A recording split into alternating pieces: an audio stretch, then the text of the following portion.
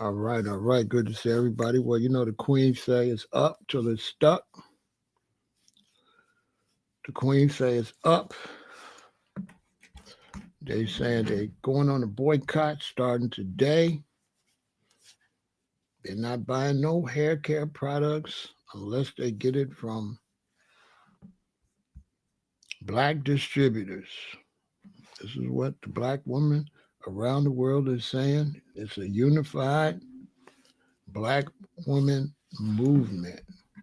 Of course, I'm always going to support our people or people in general if it's a decent cause, no matter the race. But to each his own, and the black woman is ours, so of course we're going to support her 1,000,000,000%. So, ladies, don't cross that picket line. Shout out to everybody out there, all my people on Twitch. I'm representing the Windy City. All my people on Kick. I am representing Chi-Town. All my people on Facebook, I'm representing Chirac. And all my people on YouTube, I'm representing Chicago, Illinois. So rep your city. Rep your city. We always want to rep our cities. Okay, we got San Jose in the building. Okay, San Jose is representing big and strong.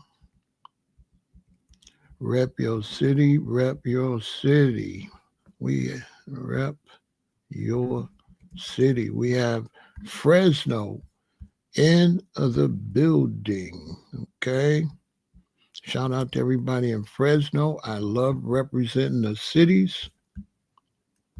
I love shouting out where we live, showing some love to the place that helps you pay the bills. We got Buffalo, New York in the building. We got Philadelphia.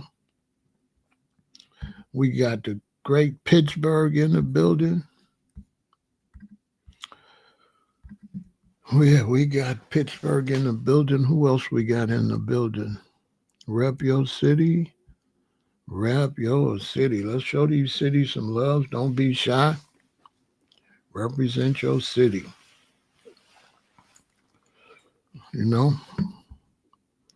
Always love where you live. We got KC in the building. You know what I'm saying? We got Cleveland, Ohio in the building.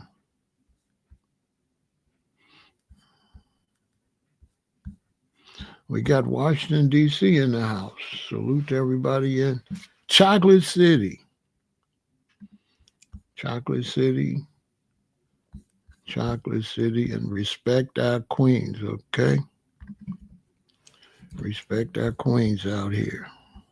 When the queens say go, we go. Today they're starting it. Run those likes up, share, subscribe, hit the notification bell, make a donation using Cash App, Venmo, PayPal. Much appreciated. We got New Jersey in the house. Okay. We got the Lou in the building. I spent a lot of time in the Lou when I got out of high school. My high school sweetheart. We worked downtown, and then eventually she went to St. Louis College of Pharmacy. One time I asked my daddy, could I take his beautiful Cadillac to go to McDonald's? And I drove all the way to St. Louis to see my girlfriend. Boy, young people are crazy. I called them. They said, where you at, boy? You said you was going to McDonald's. I'm in St. Louis. St. Louis? What the? Bessie, this boy that drove to St. Louis. My father was kind of like a man that wanted to make you grow up, So even though I ran off with his car, he was bragging. Yeah, that boy, he borrowed my car. He drove all the way up to St. Louis. He thought it was great. He thought it, my father thought it was the greatest thing ever. Straight up. My father thought it was great. I drove up there and I drove back. He thought it was great. No scratches on the car, nothing. Hey, man, he was proud. He was proud. I think I was like 18, 19. We got New Jersey in the building. He was proud. That's that puppy love, That was my baby. I had to go see mine. But yeah, I had a good time up in St. Louis. We got the NAP in the building, Indianapolis. I made a lot of money in Indianapolis. Salute to Indianapolis. Salute to Indianapolis Black Expo. Yeah, I ran off with the whip, but he was proud. I drove back, and on the way back, it was a bad rainstorm where you couldn't hardly see. And I like really been always high intellect. So I got behind a big rig.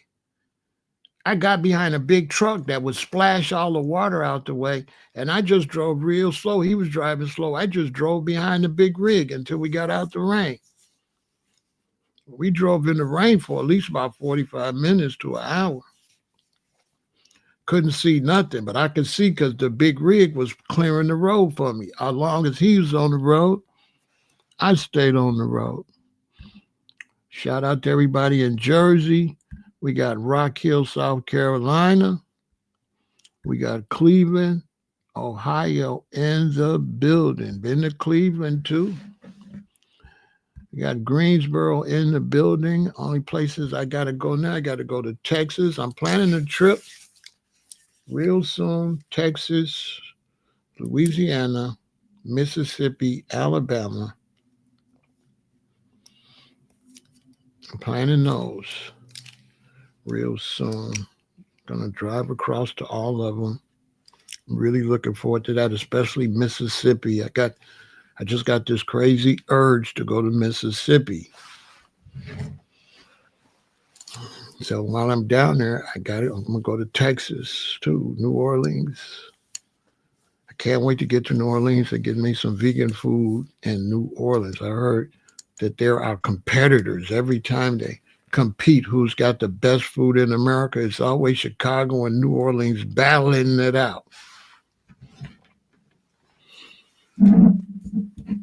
I believe they could really cook in New Orleans. I think the only reason Chicago would beat New Orleans is because it's the international food. We have the original Italian, Greek, Chinese from China, Vietnamese, like that. I think Chicago's probably a little more international. But I think Louisiana's got the spices. When I go to Louisiana, I'm coming back with a bunch of spices. We got Greensboro in the building. We got Virginia Beaches in the house. You know what I'm saying? So today I'm supporting the Queens. You know what I'm saying? The Queens want to boycott starting today the hair care products that are not sold by black businesses. So out of respect to the Queens, I'm with it. I tried to do all the boycotts we do. I did them all except Target. I didn't do Target because I didn't know it was serious. I wish I would have. I didn't do Target because last time I did a boycott, it was for the NFL with the Kaepernick, and black men didn't stick with it. They watched the playoffs, and I said, you know what? I'm tired of being the only one boycotting, and you ain't sticking with it. So when the Target boycott came, I was like, yeah, man, they ain't gonna be serious, but they was, and I'm like, oh damn. If I knew it was serious, I would have stuck with. I would have did it. I didn't know it was serious. But you all, congratulations, you did a great job without me. So that's good.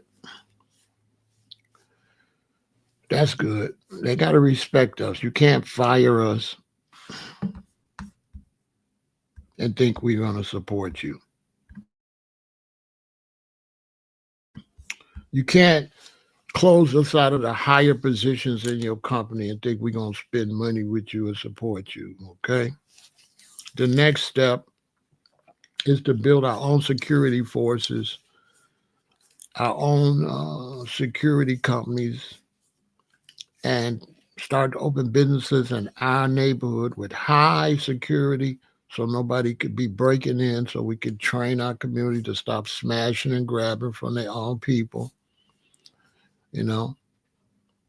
So, that way, if I get if I had a security firm in the black community and you got black businesses and we catch somebody smashing and grabbing your business, we're going to grab and smash them, okay?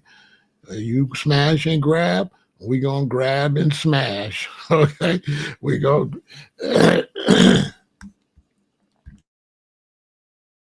If you're in the black community and we try to get businesses and we catch your black behind trying to smash and grab from your own people, you're going to get grabbed and smashed. We only got to smash a few of you for the word to get out. And we go put the Goonie Goons on you. We got to get a team of Goonie Goons. But that's another video. Maybe I'll talk about that one day. We get a team of Goonie Goons since you're so tough in the hood. We'll sick the hood on you. The guys running for you. Hey, man, it was you and Bobby Joe in there ran up in old girl place? No. Okay? Don't let it happen again. I'll make him come back on this block. Like that. We got to have to get some law and order. I need to talk to Trump and the mayor. I need to be deputized. I wish I had the authority to be deputized and I could deputize brothers and sisters. But we'll talk about that. Today we're talking about the boycott, the beautiful boycott. The brothers and sisters are trying to stick together, especially the black women are internationally sticking together to boycott products that we're not making any money from. Buying these other people's products, not supporting our own business, okay? We have to get to the point where we support our own businesses. It's not racism, it's not discrimination, it's not hate, it's economics. No more beauty supply unless they're from black-owned businesses, okay? They're not boycotting black-owned beauty supplies, but they're boycotting beauty supplies that are not black-owned, okay? Especially those that's faking the funk. We got some that's faking, okay? We got some that's, pretending that we got ownership and they don't. Exhibit A. Here are some brands that will not be getting our dollars come September 1st. Shea Moisture is not a black-owned business. Although they used to be, they are now owned by Unilever. And then, of course, Mael Organics is not a black-owned business. They are owned by Procter & Gamble and currently have a couple of class action lawsuits against their products. Cantu was never black-owned. It is owned by PDC Brands, and they like to say that the company is black-led. Yeah, y'all can't get our dollars, sorry. Right. Make sure we are staying woke during this boycott. We have another one here for you because Mane and Tail is not a black-owned business. It's owned by a family based out of Pennsylvania and was originally for actual horses. Africa's Best is not black-owned. This brand is actually owned by House of Cheatham, as well as Aunt Jackie's, who is also owned by House of Cheatham. I did a deep dive into this. This was shocking to me. So Aunt Jackie's and Africa's Prize, they cousins, so they can't get our dollars. Let me see, who else we got on the list, honey? Ooh, Africa's Pride. They are also owned by PVC brands, and they are the same brands that own Shea Moisture. So yeah, they can't get our dollars. Now, who is this? Curl Show, honey. They knew, but I bet you they are not black owned, honey, but they are marketing to us. Who else we got down here? Africa's Best. These relaxers, y'all stay clear of these relaxers. They are also involved in major lawsuits right now as we speak. Cream of Nature was never black owned. They're actually owned by Revlon. Yeah, so that's just to name a few. September 1st is right around the corner. Let me know in the comments if you're still on board. So yeah, you know what I'm saying? I'm working with the sisters. I got y'all back, queens. I got y'all back. Big Pharaoh gonna tell. Big Pharaoh gonna ride. I'm gonna ride with the queens. The queens say don't buy it.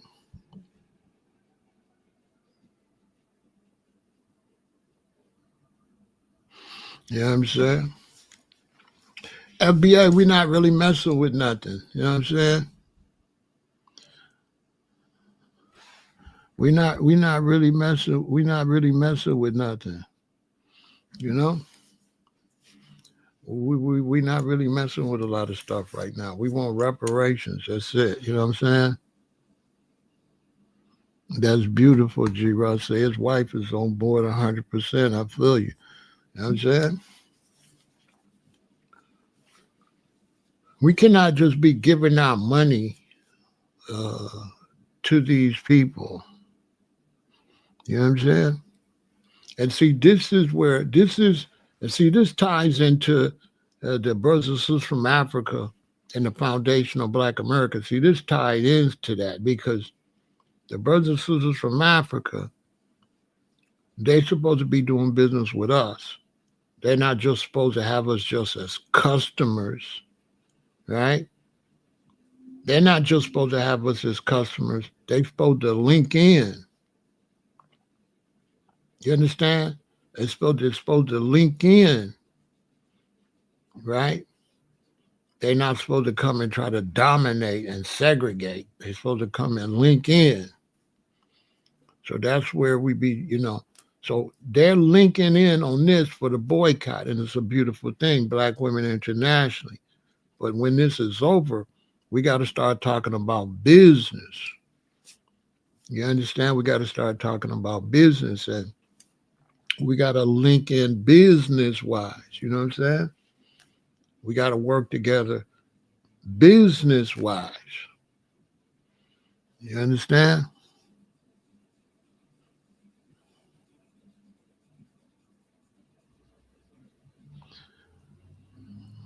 There's some people naming that. I'm gonna be showing it later this week, Rob.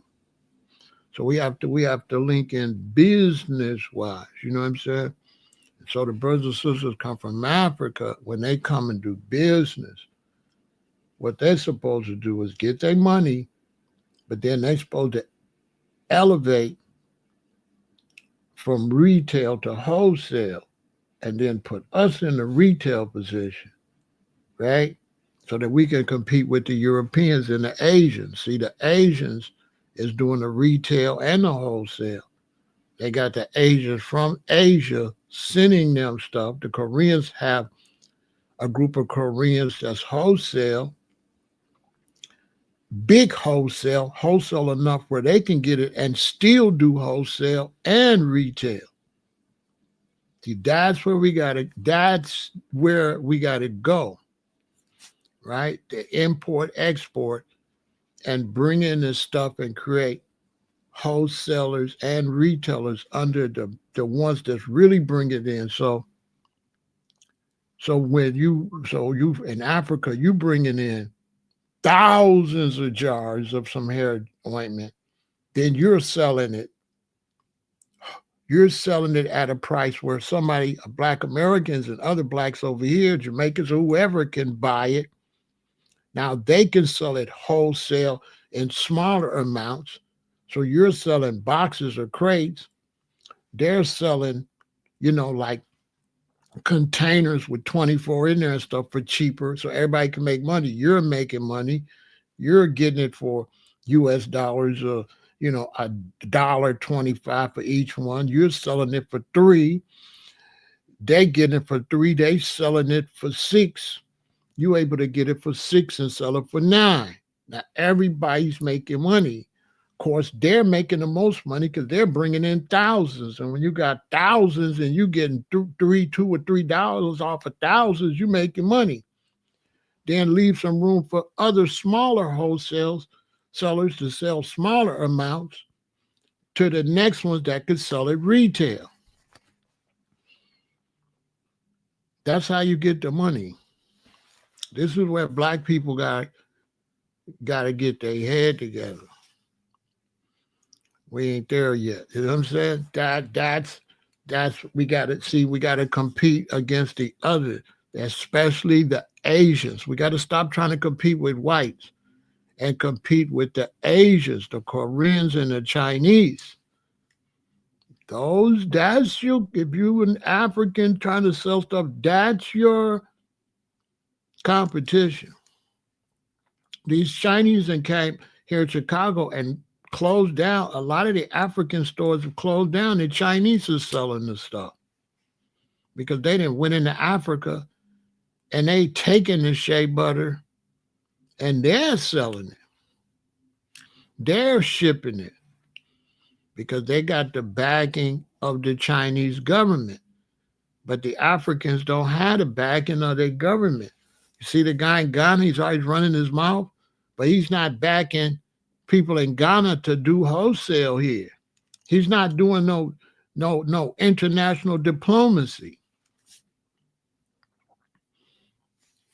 The African leaders not doing international diplomacy, but the Chinese are. They come and making sure our ships are going to come to your shores, right? Right. Bam. This is what the African leaders got to do. Got to be like, hey, our ship's coming to your shores. We bringing, you know what I'm saying? Like that.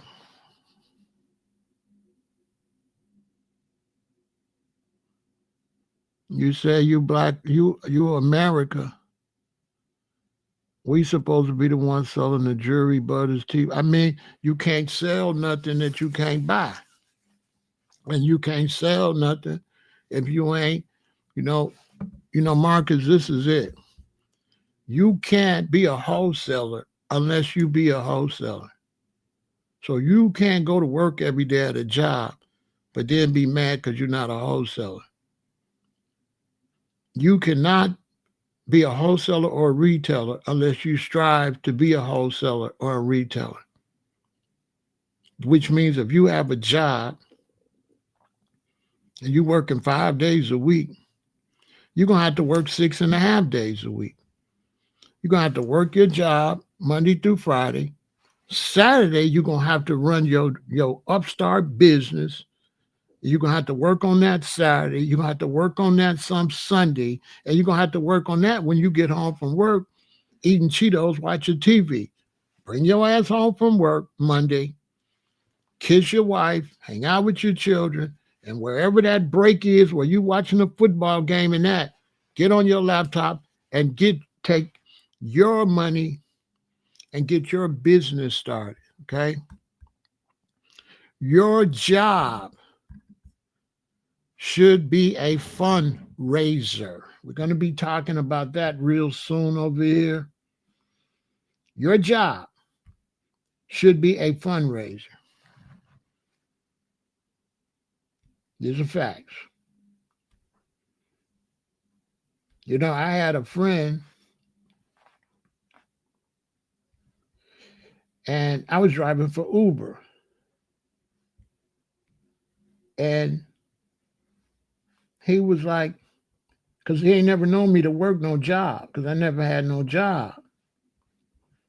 So he kept saying, so you working for Uber? And I had to keep correcting him. I was like, no, I'm an independent contractor. Okay, I'm a driver. I'm an independent contractor. He was trying to belittle what I was doing, saying you work for Uber. Now, this is a guy broke, ain't doing nothing. I'm telling him, no, I'm an independent contractor and I'm not working. This is a fundraiser. This is a fundraiser.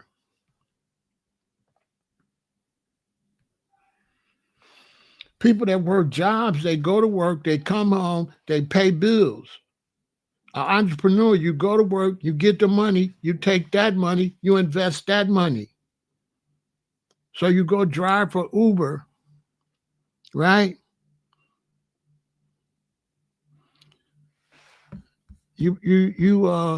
Okay, today, not today. I'm not doing that today, okay? Not today. I'm not doing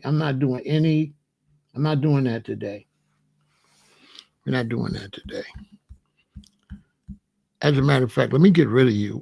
I'm not want to do no conspiracies with you. And so you're supposed to go and make your money. Then you're supposed to have enough to take care of your responsibilities, and the money you plan with, you should be investing in startups.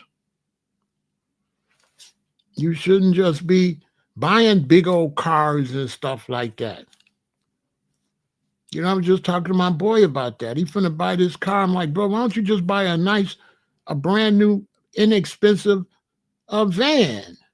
No, he wants to drive around in this stupid looking expensive truck that you can't get nothing in. I said, bro, you can't get nothing in that truck.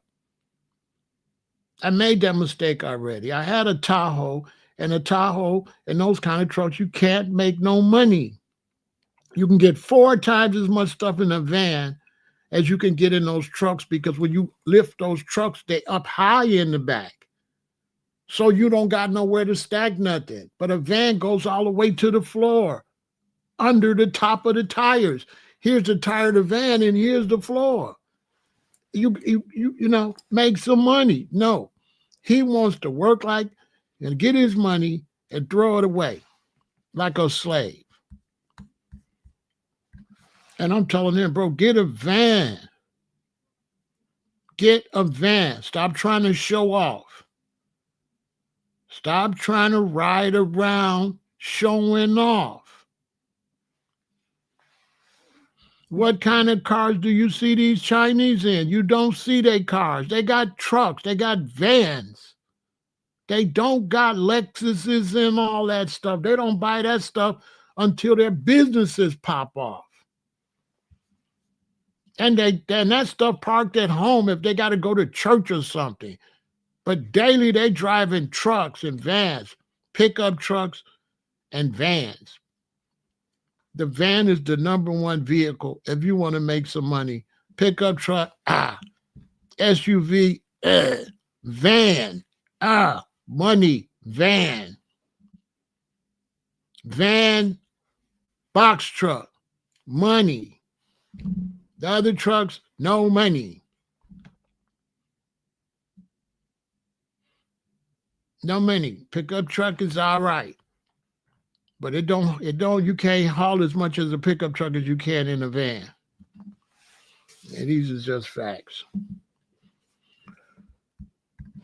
And so the sisters are going on this boycott, and I think it's a good time to start talking about independent business. Independent business. We shouldn't be buying from these people anyway. It's time for the black man to grow up. Understand something, black man. You're not behind. You're right on time. You just got out of slavery. You just got out of oppression in 1970. Stop listening to these historians that don't know what they're talking about.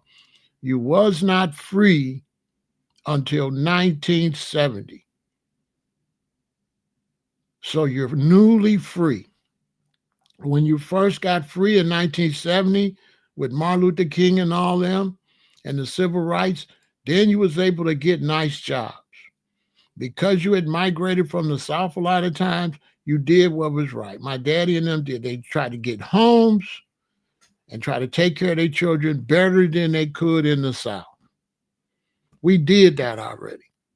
So we went to high school, then we went to college. All right, what's the next phase? Now the next phase is to go in business. The next phase ain't keep getting a job buying junk. buying big old expensive homes.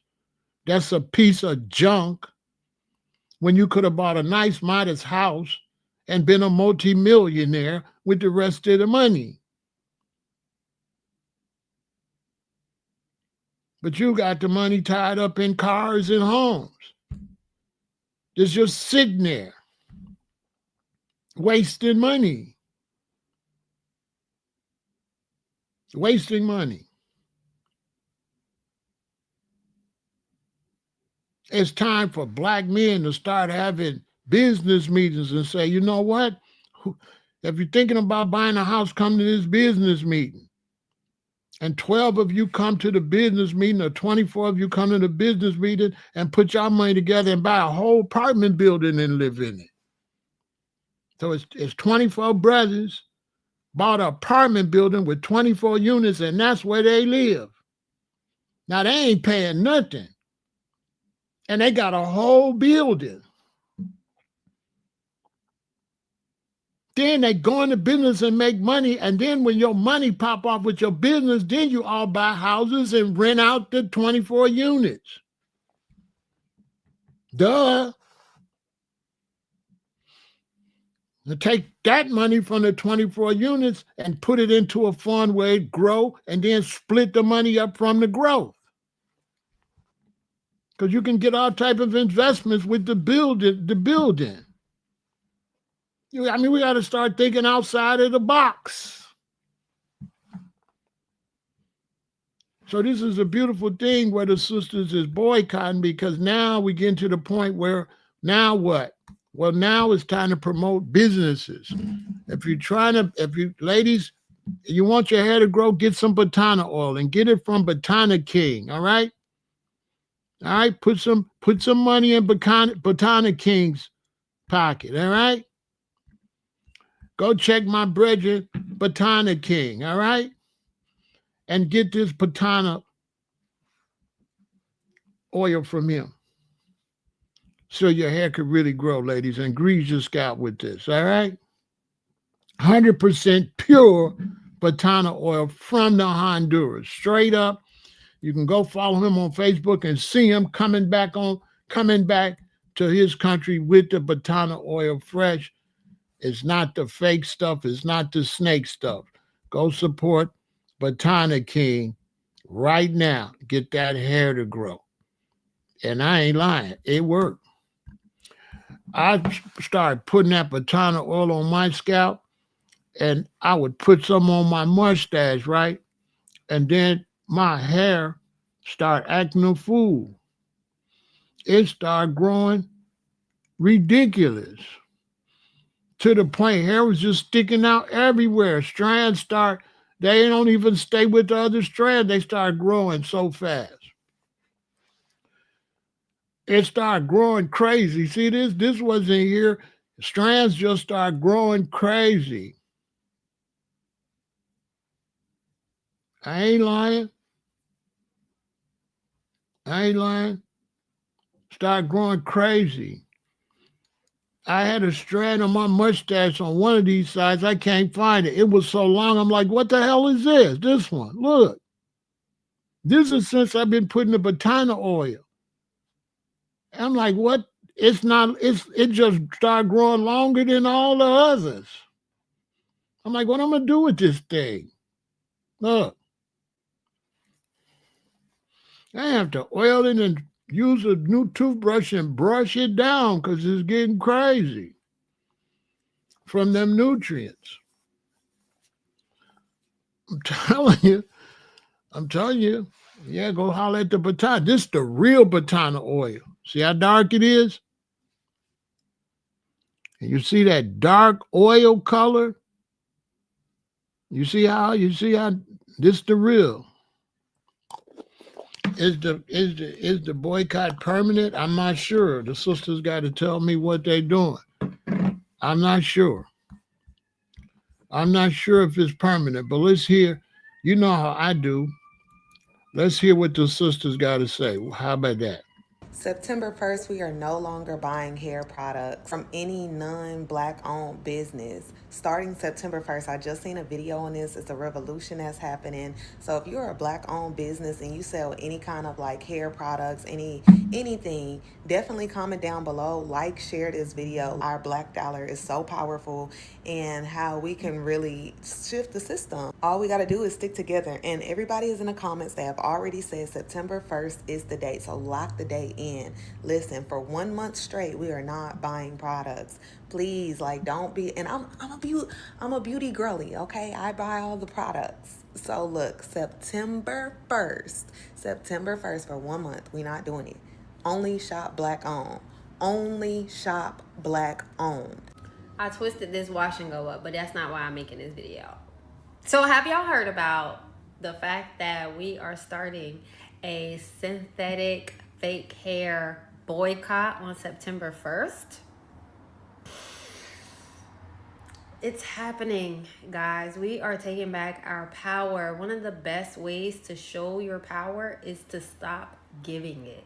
This applies to all aspects of reality, but right now we're taking our beauty, our sense of perception of ourselves, our confidence in the world and how the world treats us back into our hands, putting it back on our standards. We're supporting the black owned, still handmade brands that we know haven't been infiltrated by the hand of those that look like this, okay? That's what's happening on September 1st. I think that I'm going to talk about this a little bit more because it just means so much to be empowered through the way that you present yourself in this world. And that's where things are headed. Like that's where we are. So September 1st, mark your calendars. That's your mini twist month. That's your straight backs with your real hair month, okay? That's your silk press month. That's your rod set, your flat twist month. We are showing up as ourselves. We are taking some time to sit in that and get comfortable with it. And we are not letting anybody who doesn't like it influence how we show up in the fucking world. I did this in these mini twists. Do you hear me? This was a wash and go on some mini twists that I'm just gonna wear the twist out. But for now, I'm telling you, we are taking back control over our image. That's huge. That's huge. It's not like we are a monolith. However, there is something unique about us that only us have, that only we have. And right now we're about to put it on Front Street, put it all up in their faces. This isn't about acceptance. This is about get over it. This is not us waiting for anybody else to okay how we present ourselves. This is us stepping out like, here the fuck I am. Y'all feel that? Yes, black woman. As of September 1st, we're not going to be buying any hair products from the hair shop. We're going to boycott. And whenever we start using hair products again, we're going to buy from black businesses, okay? We're going to boycott buying hair products from anybody else but black owners, okay? Business owners that does hair products. And guys, we're going to stop using all these perms and chemicals in our hair. It's giving us cancers. We're going to try to use natural stuff from your kitchen. You can use a yogurt with honey and olive oil and eggs, and you can make a hair mask. Okay, guys, we're going to boycott hair products September 1st. We're not going to buy from anyone for a whole month, and then after that, black owners. In September, we should all boycott the brands and see what happens. So I'm like, yeah, I'm on board, because for me, I feel like the thing that has grown my hair the most out of anything has been growth powders. So powders like the ones I've mentioned, and things like olive oil, avocados, bananas, like those things are actually free and cheap, and they actually grow your hair. So why do we use all these other products when we don't even know what's in there? And most of them are made by. So why? So Appa, I am down for the boycott. Like, I'm gonna try it in September, and I just feel like there's so much you can do with just products from your kitchen. You know what? Starting The other with day I was looking, I was like, this is avocado. what I'm telling you. So I want my hair to look healthy and black. We can do the same hair masks. Healthy, black. Henna is good. It's a natural dye. Yeah. So Healthy, black, and very like. When you know better, you do better. If you continuously do the same thing, what results are you going to get, right? When you know better, you do better. When you know that certain things are happening, you research and you do better. Because when you start to research, the door opens to the information that you can get, right? This boycott that's happening for September the 1st. This is an educational piece. Because if we're not going to buy the products, what are we going to do? What are we going to do to define the curl? What are we going to do to hold the ponytail? What are we going to do to treat our hair and to put the extra coating of treatment to close our cuticles to make sure that our hair slips when we style it? You know, what are we going to do if we can't color our hair and our roots? There's other options. There's other safer options. So it's not just about closing a business or not using a brand anymore. And there's many other brands that we can use that will help with our hair. Yeah, some people say I can't stop using hairspray, color dyes, and gels and edge controls and all that stuff. I understand there's a time and place for it. But what I say to my clients when I do a consultation is that when there's nothing in your hair, I can tell if it's at its healthiest. I can tell that whatever you're doing is working. When we use products to coat and mask and create a barrier or a buildup on our hair, oh yeah, it's manageable for us. But when nothing is on it, is it healthy? Is it at its healthy state? There are products out there that you can use that can benefit your hair, even when you wash it off. Your hair is in a great state. I think that's the avenue in which we should go. You know, even as a hairstylist, yeah, we create and all that stuff, but making sure your hair is healthy in the journey of playing with your hair is key. Okay, so that's why I'm here. So the series is here. I'm not jumping on the wagon. I'm just saying that because change is happening. Education is pronounced now. Let's jump on and learn. Let's go through our own journey to love ourselves and find out what's best for us in the healthiest state possible. Yes, what we eat. Yes, sleep. Yes, what we meditate on. Yes, our choices. Yes, our company.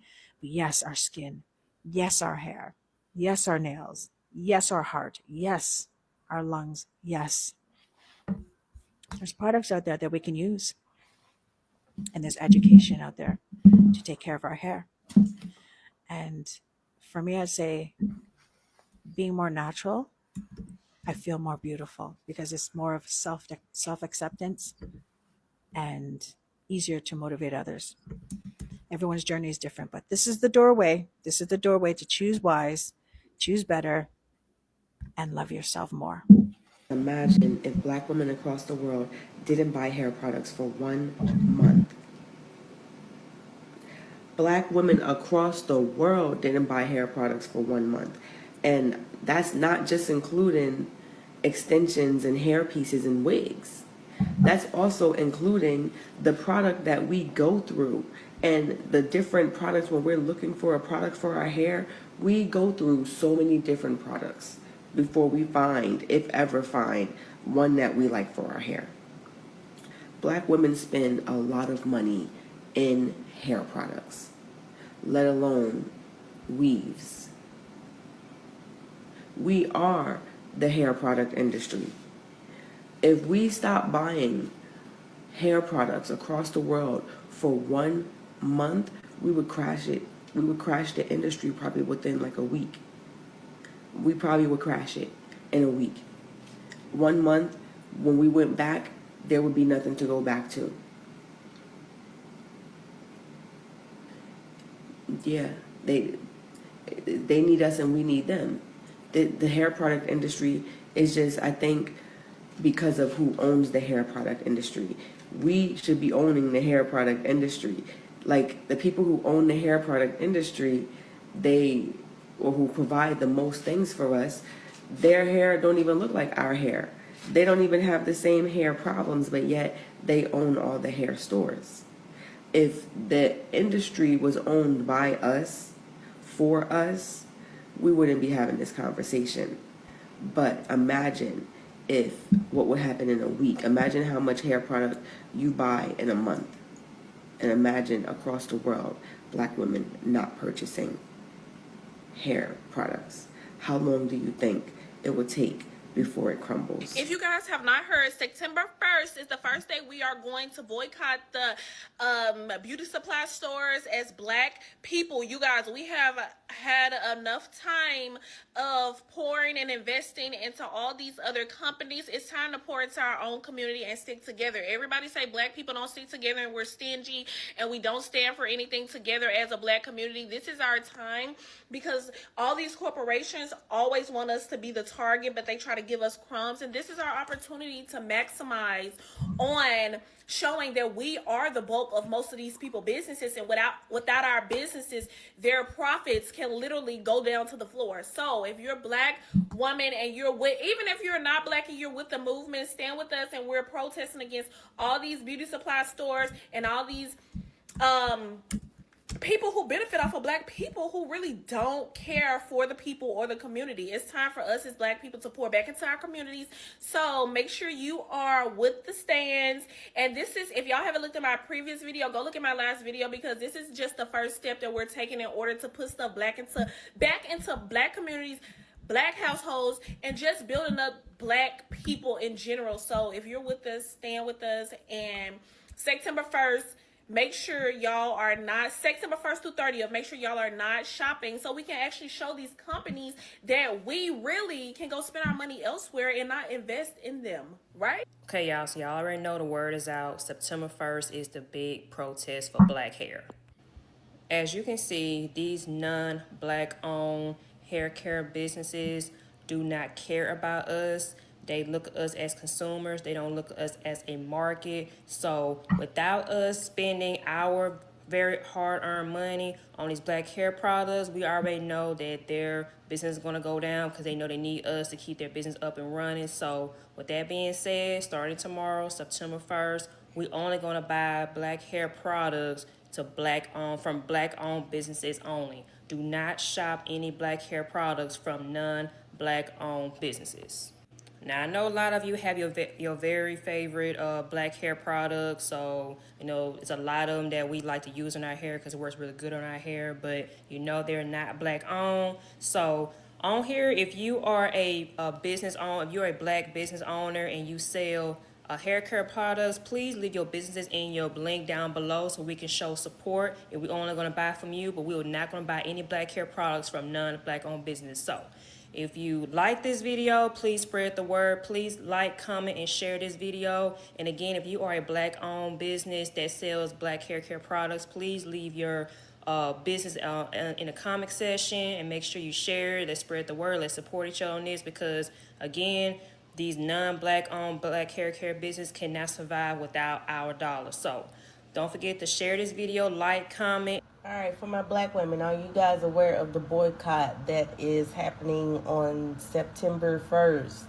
For 30 days, they stated they do not want us to purchase any hair care products. That includes beauty supply store, Amazon, Target, wherever, unless it is a black-owned business. Please purchase directly from their website or directly from them in some kind of way. Why? Because the beauty industry is about $1 billion to $1 trillion industry, and they make so much money off of black women. Black people, period, have to know the power of our dollar. We're basically the ones who keeping this thing afloat in America. So y'all know what happened last time when it came to Target and that boycott. I think it was supposed to be 30 to 90 days. I can't even remember, but people still aren't shopping there. And it really hit them in the pockets big time, to where they had to make a lot of changes.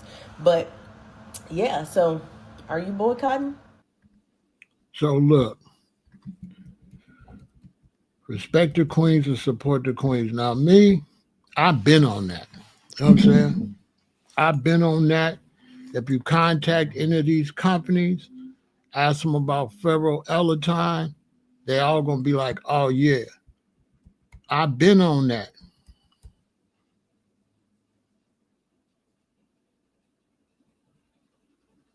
Pharaoh, the women unity and one accord is so amazing. Why can't the brothers easily do this without doubt, like the women can sometimes? I mean, the brothers can do it, but the brothers don't have no movement to do it. We don't have a product that we all use. Whereas the women, by them being women, they're automatically unified in what they have to do to take care of themselves as women. As men, we don't have a unifying product. That's all. It's not like they're better than the men or nothing, but they have a unifying product, and we don't. We don't have a unifying product. We don't have, you know what I'm saying? G-Rod, we don't have a unifying product. So they got a unifying product. They got something in common. Men, we don't have that much in common like that. But I've been doing this. You know what I'm saying? I've been on this. I've been supporting black companies like Renora Beauty. I've been on this. And see, brothers, you brothers were supposed to have been on that on your own. If you leadership, I've been supporting brothers and sisters products. Okay? This is Renora Hair Growth Serum. I've been supporting. I've been on this. You know what I'm saying? This is something, as a black person, you were supposed to have been on that, to be honest. You were supposed to have been on that. You shouldn't be waiting for this situation to be on that. See, here go the sister product right here. I ain't lying. This is Renora. This is from Renora Beauty. Go support her. Renora Beauty Hair Growth Serum. These is facts.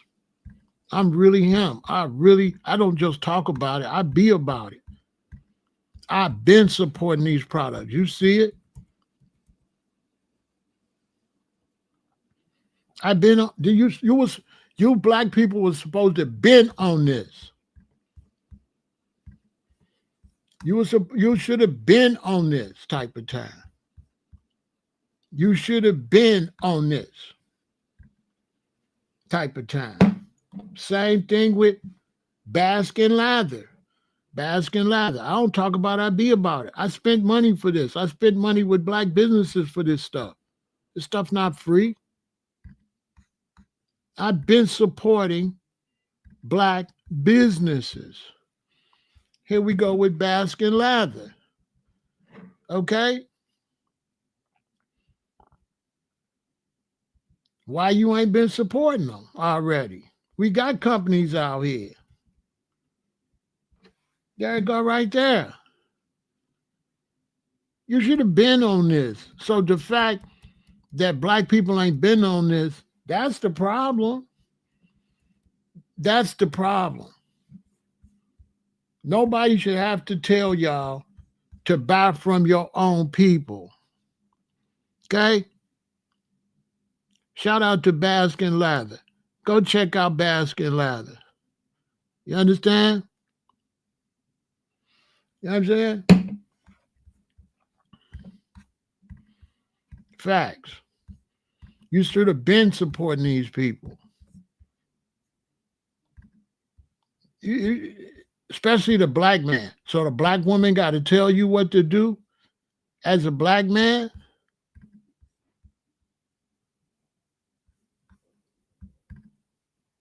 The black woman got to tell you? Why the black woman got to tell you? Black man? Why do the black woman got to tell the black man to support his own companies? That's the question of the day. Like I said, I've been supporting black companies. That's supposed to be automatic. Go check out Renora Beauty.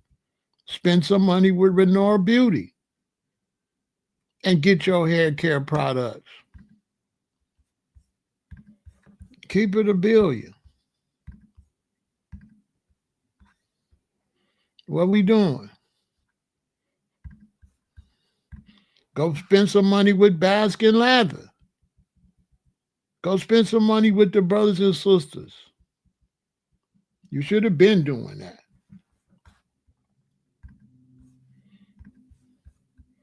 Come on, stop.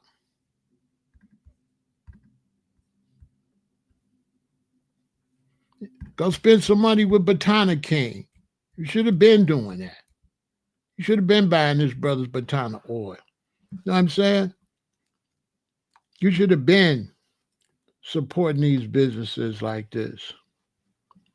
You should have been buying this Batana oil from the brother. You got to wait. The black man, you got to wait for the black woman to show you how to build your nation, and you're supposed to be the leader of the nation. You should have been buying products for your queen from black companies and bring it home as a gift to your queen. Here, babe, I bought this for you. Here, babe, I bought this for you. No, you're trying to buy a car from your oppressor to drive around. You want his clothes. You want his clothes on. You want his name on you. This is the black man. You want Louis Vuitton. You want Rolex name. Like that, stuff like that. Instead of building up your own watch company and buy watches for $2,000, and then he make them better, then they $4,000. Then he make them better till he got some $50,000, $100,000 watches. Build your own watch company. No, you want Jacob the jeweler. You think you're doing something when you wear somebody else's stuff. You got all these products on your dresser, and there's no investment in the black community on your dresser. Go look on your dresser. Go look in your bathroom in the medicine cabinet. And you got everybody else stuff in there. You ain't got nothing from your own people in there. And you supposed to be the black man. So the brother G-Rod just asked me why the black woman is leading. Because the black man is a goofy. That's why. Yeah, we don't have the same thing in common, but the black man ain't pushing by black. The black man trying to walk around and look like a peacock. He gonna buy everybody else's cologne. He gonna buy everybody else's clothes. He gonna buy everybody else's cars. That's all he do. That's what the black man do. And he think he doing something. You know what I'm saying? The reason he don't buy the black man car, G-Rod, because he won't get together like a black man and manufacture a car. I got a friend, he's a black police officer, but originally he worked for Ford. So he's working for Ford. So he called a secret meeting. This is a black brother. He called a secret meeting with his fellow employees that work for Ford and all the different departments because they know how to make the cars. He called a secret meeting to start a black car company. Some black person at the meeting went back and told Ford and they fired him. A black person went and snitched and said that their employees were trying to start their own car company and they fired him and he had to become a police officer. These are facts. A black person snitched.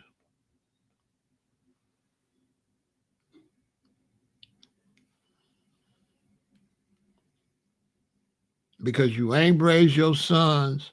Your sons is some lames. You ain't no good daddy. And then you ain't got no strong woman. So when you get in a relationship, you might be strong, but your woman might be weak. And it takes two strong people to raise children. And if your children can run behind their mama and be weak, it ain't nothing you could do. So you don't got no backbone with the black man, ain't got no backbone no more. So you can't get him to do nothing.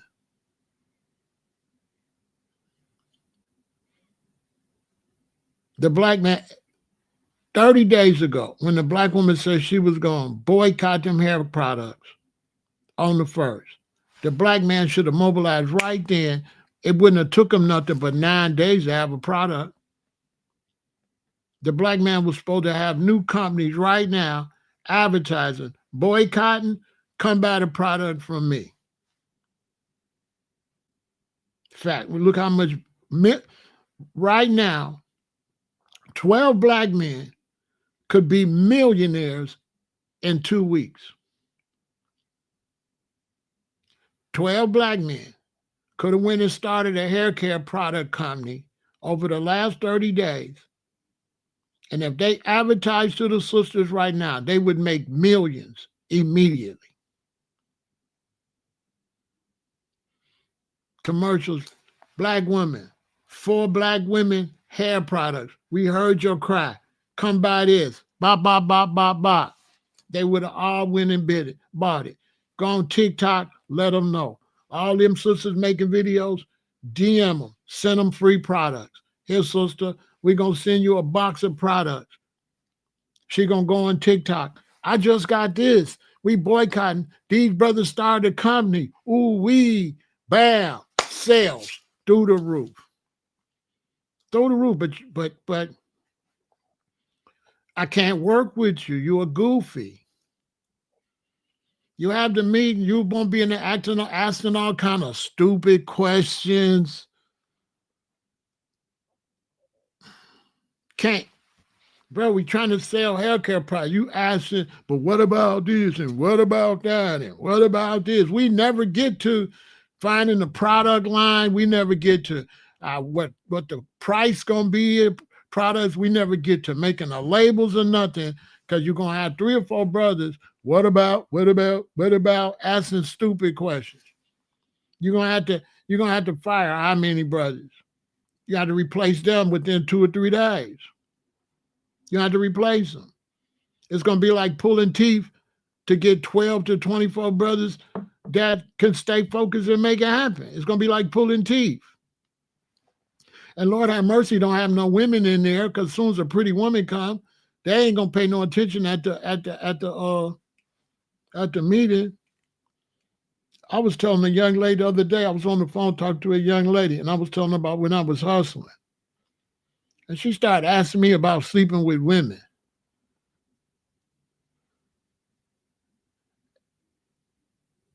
That's what she started asking me.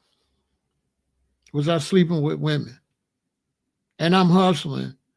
And at 4 o'clock when they get off of work, I got 10 people calling me that want me to be there in 15 minutes. Where I got time to stop and sleep with a woman when I got customers lined up. So I'm looking at her crazy because I'm like, I was trying to get money. I wasn't trying to have sex. I didn't, what? If I stop and spend 30, 40 minutes, an hour with a woman, how much money am I? Are you kidding? I got a wife already. Are you kidding me? I thought it was crazy to even ask me that. I said, what? But I understand. You know why she asked me that? She ain't got no concept of business. Nobody's losing any money in business running around playing. How many of y'all men would, if you work 5 days a week, how many of y'all would take off 2 days and lose a salary to go sleep with a woman? If you take off 2 days from your job every week to sleep with a woman, put I'm a goofy in the chat. Because I don't know nobody finna lose no money trying to have no sex. You got to be kidding me. Our wife got to wait until we finish making money. She can't even get no attention. Our wife can't even get no attention when we going to make some money.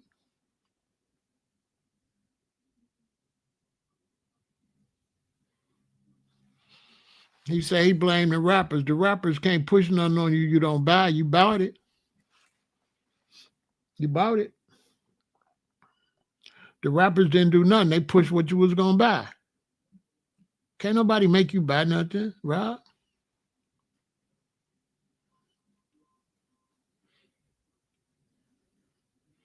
They can't make you buy nothing.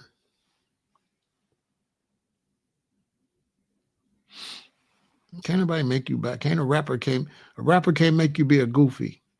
If you're goofy, you on your own. No rapper can tell you to buy something, you go buy it unless you a lame already. A rapper cannot make you be a lame.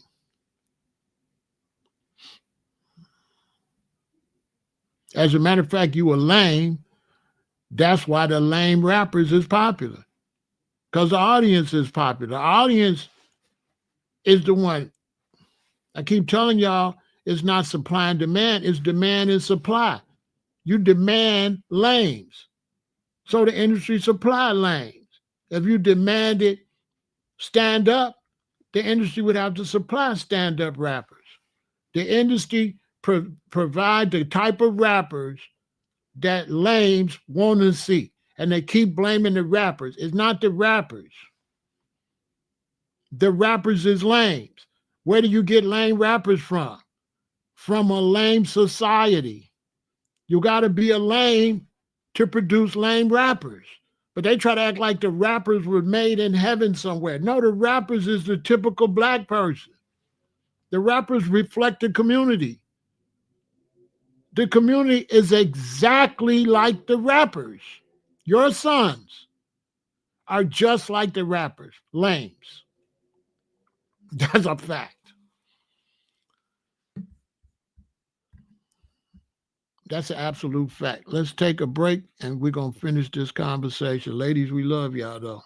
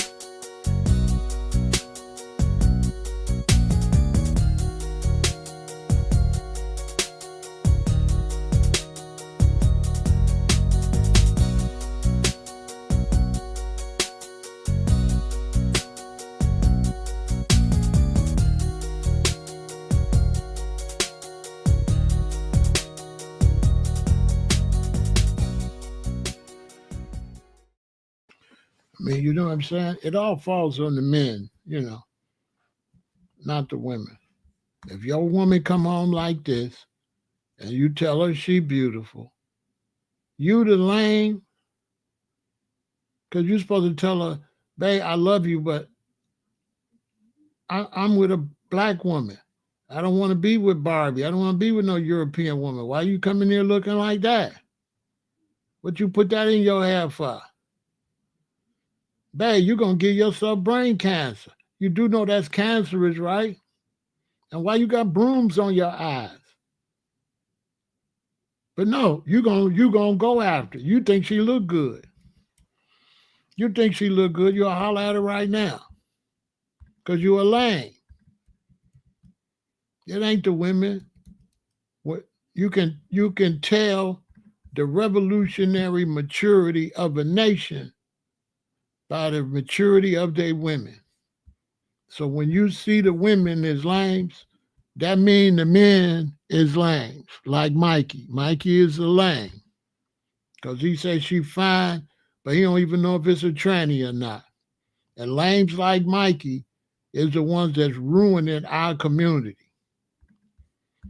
Okay, a bad example for our sons. And he would do that, and he would let his woman put that on her head because all he knows is she fine. He don't care if she get cancer. That's why he got to come back. You come back tomorrow, bro.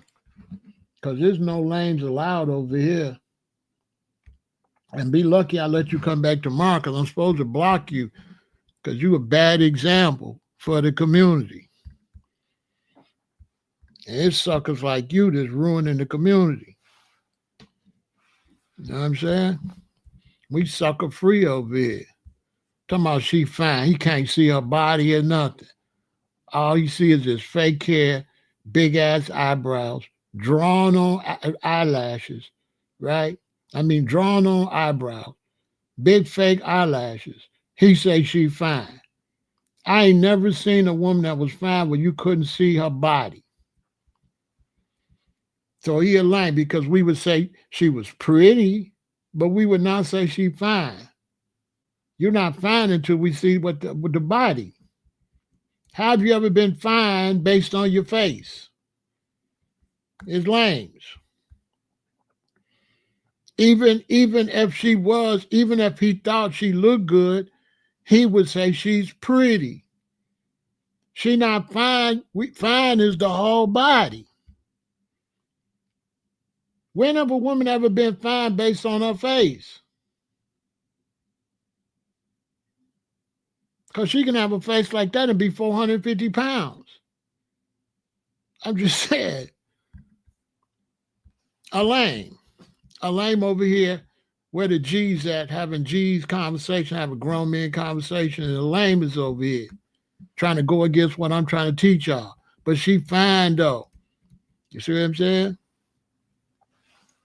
And a lot of times lames like that, I really just get rid of them. I really should just get rid of them just on GP, just a permanent violation, foul on the plate, technical foul, foul, you ejected from the game. Lames get ejected from the game. I don't see what he got the cap. See, I know y'all like, why you block people like that? Because sometimes you show me that you don't have the capabilities to learn. You show me that in your core, you a lame. Why would I waste time talking to you when I'm sitting there teaching the people and you say the opposite? See what I'm saying? Violation. Trying to go against what I'm saying. She fine though. And I'm telling y'all, she look crazy. And then a brother gonna come over and say she fine though. You understand? That's a violation. You know what I'm saying? That's a violation. Because she not fine. Because you can't see her body. And she not cute. Because that's ain't how she really look. How you gonna say she cute? You could say, if you think this is cute and you black, something's wrong with you too. Because anytime you think that a woman gotta have features of a white woman to be cute, this shows you have no respect for your race. And you're not a natural-minded person. Because if this was a white woman, I would say, yeah, she's cute because she being herself. But for a black woman to be trying to look like a white woman is not cute to me. It's a disgrace. She represents self-hate. So Mikey is a lame because this do not look good. We don't want no weirdos that's trying to look like a European. That ain't it. You know what I'm saying? That ain't it. And this is why the black woman is spending all that money with Asians and stuff for hair care, because the black man don't want no black woman. The black man has been beat down with racism, and he's trying to be like the white man.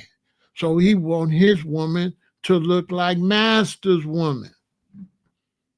He's totally, thoroughly brainwashed because he got to cut his hair every day and go by the dress code. So he got to go to the barbershop and do like his master tell him, right? The black man got to cut his hair like his master told him. See those haircuts black men wear? That's white supremacy. That's the Roman haircut. So that, you know, when the black men in Africa used to join the Roman army or the Greek army, they had to cut their hair like the Greeks. They had to cut their hair like the Romans. They couldn't keep looking natural like where they from. They had to bow down.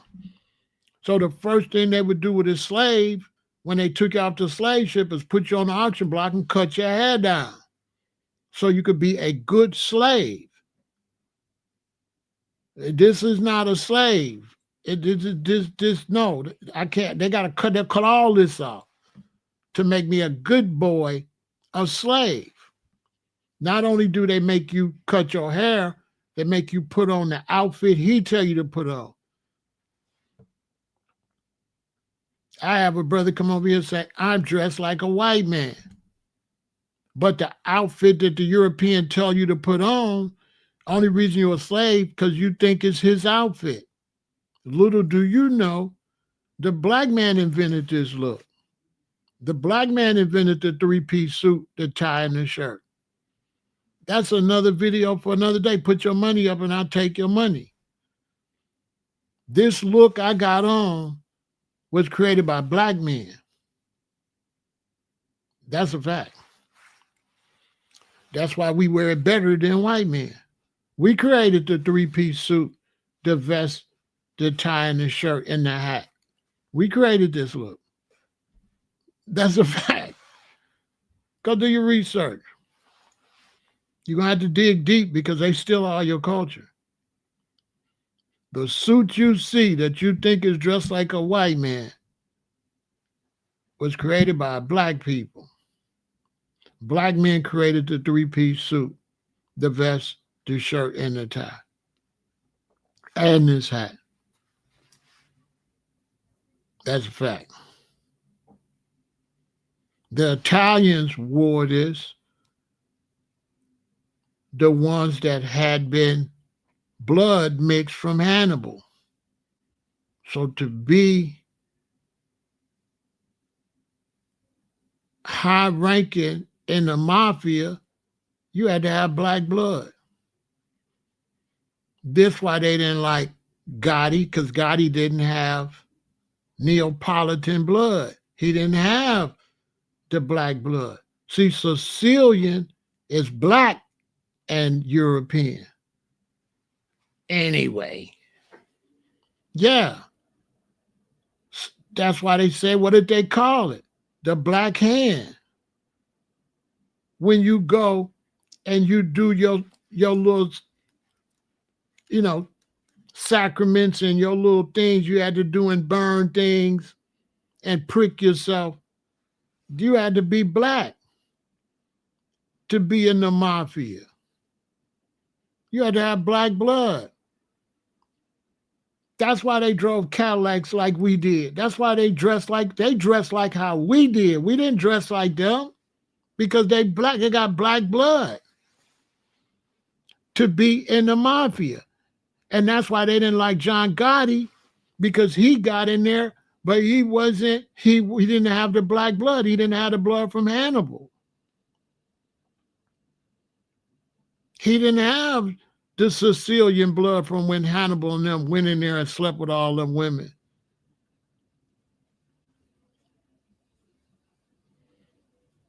To be a part of the mafia or the La Cosa Nostra, you had to be a bastard. You had to be the ones with the mixed blood because the other Romans talked bad about them and shunned them out. So that's why they had to become criminals, because they was mixed. They had to become criminals because the all-white Romans didn't like the ones that had black blood. Just like in America, we have to become criminals because the white ones don't like the ones with black blood, don't like us. So they shun us out of business. So we got to get it how we live. Real history. So I got a brother think he know history coming over here saying I'm dressed like a white man, not knowing the white man dressing like me. I'm the original Don. I'm just saying, I invented all of this, including the car you drive. We invented the automobile, the carburetor, all the clothes, all of that.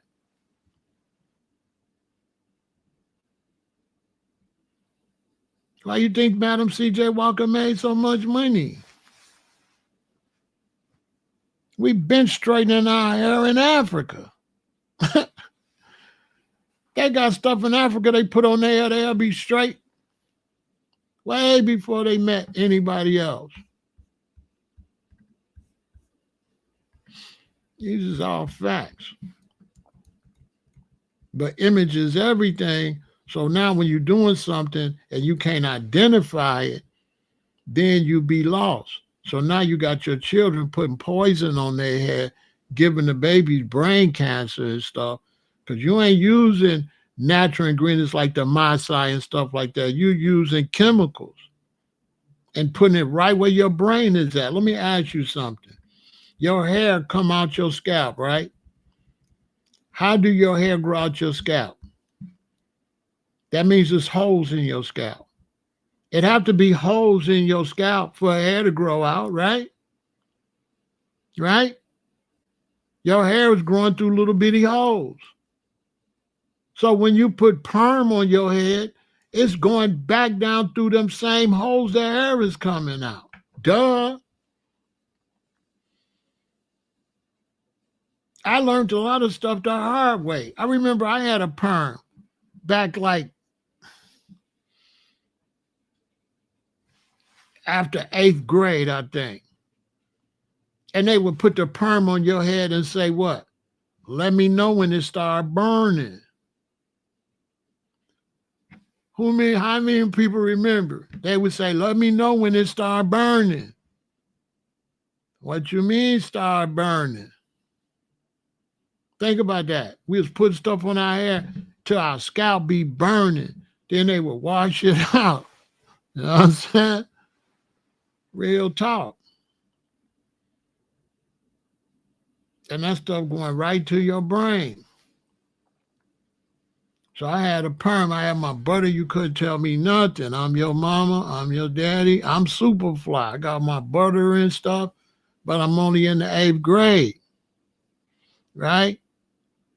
I'm going to tell you why I took my perm out. First off, I go to the basketball court. They're like, Stu, I got Stu. I don't want to play. Why? I don't want to sweat my perm out. But I'm only in the 8th grade. I just got to 8th grade. It's the summer before I'm a freshman. So I just got to 8th grade going to 9th grade. So I ain't comfortable with not being able to play ball. But hey, man, I don't want to mess my butter up.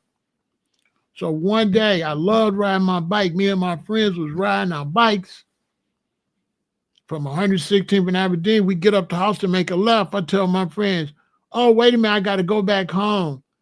I left my net. I got to put my hair net on. And when I told my friends I got to put my hair, go back and get my hair net, I didn't like the way that sounded. As a shorty, that didn't sound right. I ain't like that. So now I'm thinking, damn, I can't even be a boy no more.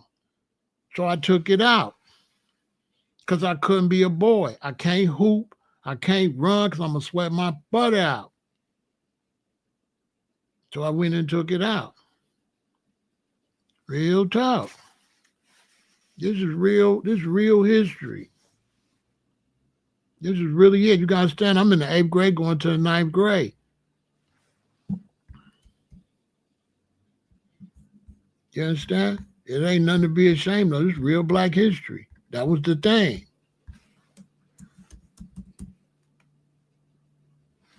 You understand? That's what it was. That was black culture. Sound crazy to you now, but that was black culture. You know what I'm saying? That was the Superfly era. We kids, the Max, Superfly. This was black culture. You know what I'm saying? These are facts. But to be a player, I couldn't be a boy no more. So I took it out. You know what I'm saying? I couldn't wait to go to school. Had to roll my hair every night. It was getting long. I couldn't wait to go to school so the girls could see my butter. You know what I'm saying? This is a part of the brain. This is how I go.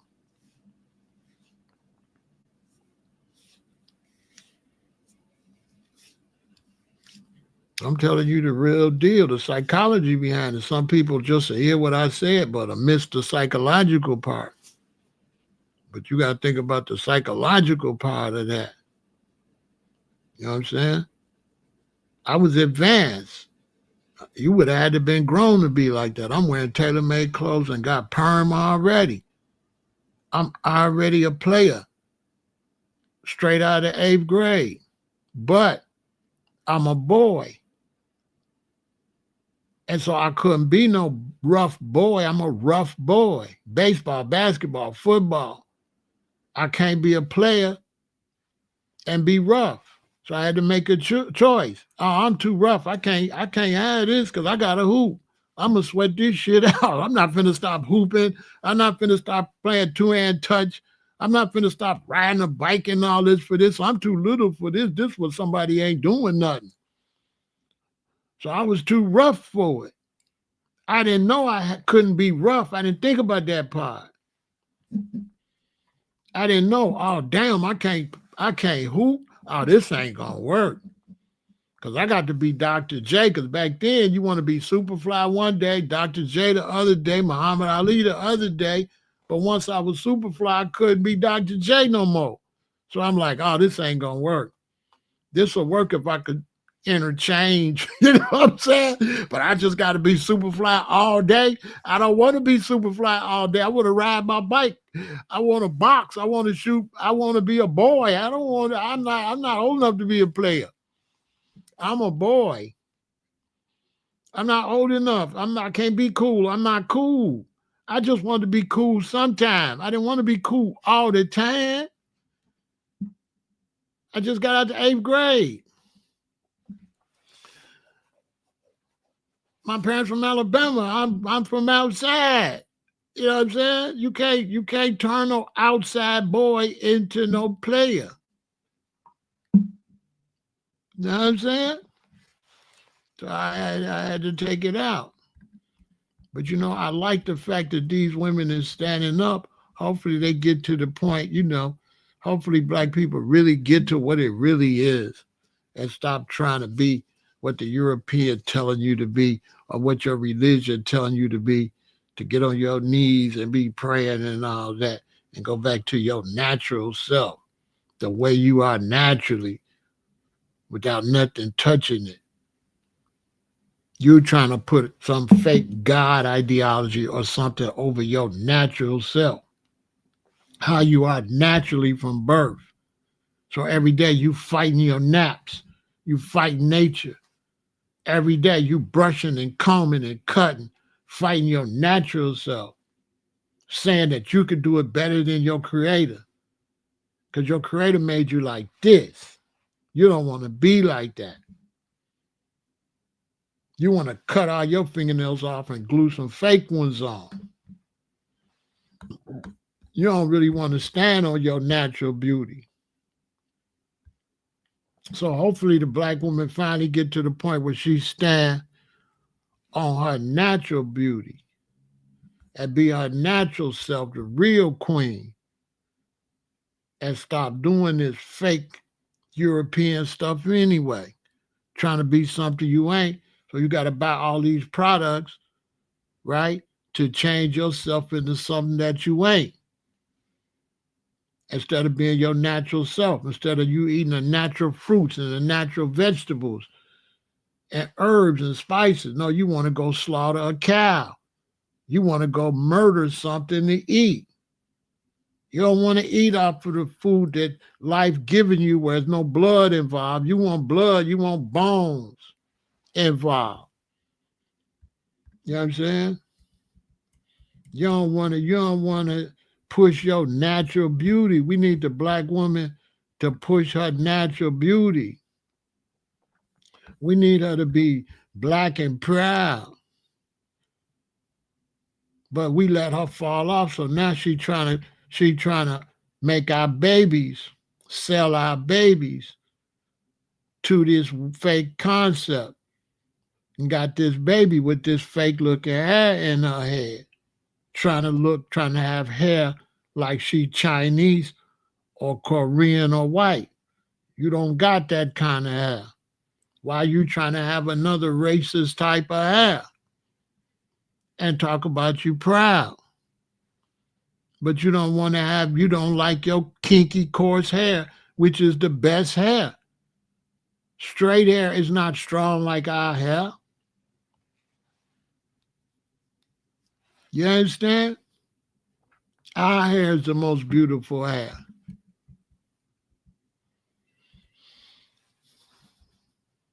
Our natural is the most beautiful. This the beautiful black woman right here. This is her. This is really her. Okay?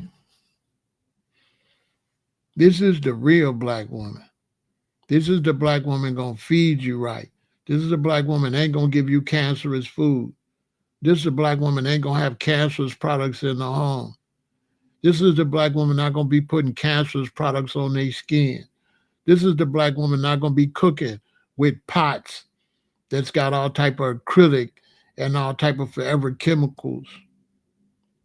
This is the black woman that's not gonna be drinking sodas and Pepsis and fake drinks. That's gonna be drinking coconut water and eating pineapples and drinking natural water, spring water, rain water.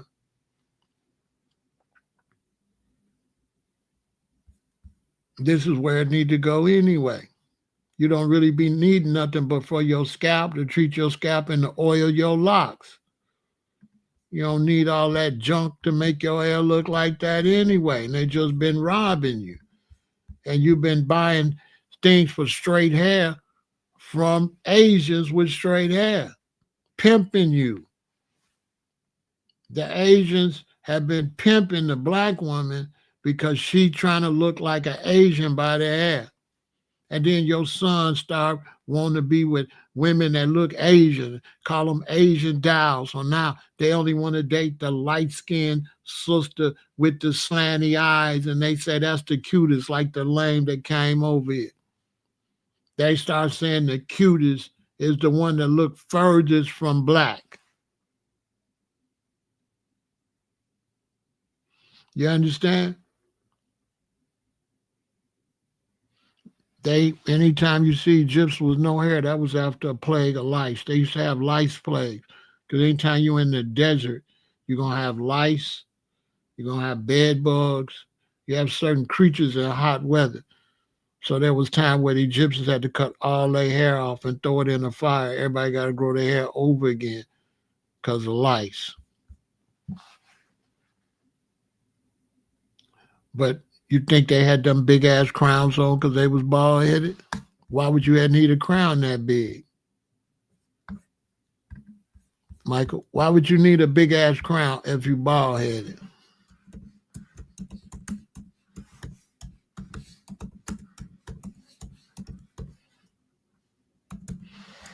You feel me?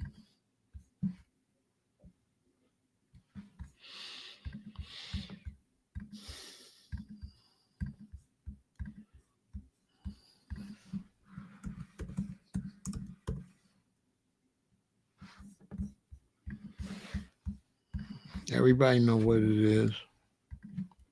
You know what I'm saying? See, you look at the pictures you want to look at. You know what I'm saying? You're looking at the pictures you want to look at. Because there go Egyptian right there. What's that in his head? You understand what I'm trying to tell you? You're looking at the pictures you want to look at. You want to see the ones with no hair. You don't want to see the ones with their natural crowns on their head.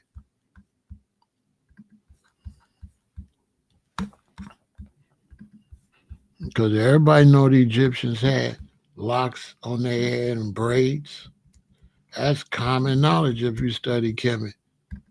You know what I'm saying? Ain't no bald, you ain't no whole bunch of bald head Egyptians. Maybe in the European movies, but not in real life. Most 90 something percent of the pictures of Egyptians, they got hair. So I don't even know where this Egyptians ain't got no hair concept even come from. I don't know where that even come from. If you say so, you have to overlook a lot of pictures. You know what I'm saying? Look like a lot of hair to me. So you know how many pictures you got to overlook to find the one with no hair? You got to overlook thousands of pictures. I mean, to be honest, you got to overlook all the pictures. You know what I'm saying? Because they know, do just like Rastas. When we put our hair on our crown, it go up. All right, you think he got this on and there ain't nothing under there? He just got a big ass hat on. He just got a big ass headpiece with nothing in it.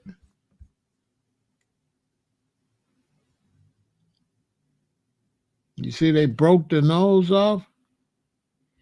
Why would he have that big ass? You know what I'm saying? I'm showing you now. I know you didn't know, but I'm showing you now. Go look. When you go look, it all makes sense. You know what I'm saying? Go look at the Egyptian headpieces and you'll see it was full of hair. He don't got this big ass piece sticking out like that going over his head. It's hair in there. It's hair in there.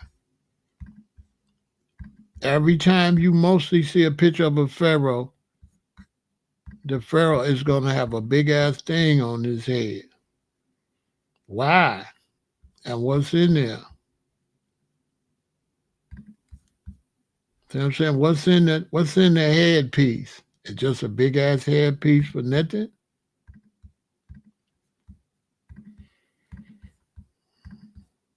But they did have situations where they had lice.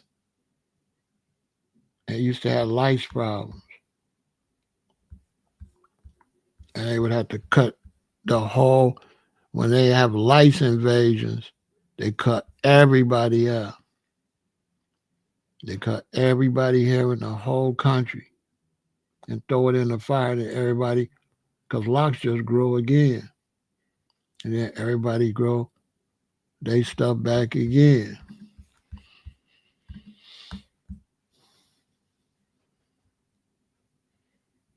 And other various reasons, like a priest that had to handle a lot of fire would cut their hair bald because they deal with a lot of fire on altars and fire, so they would have to cut their hair.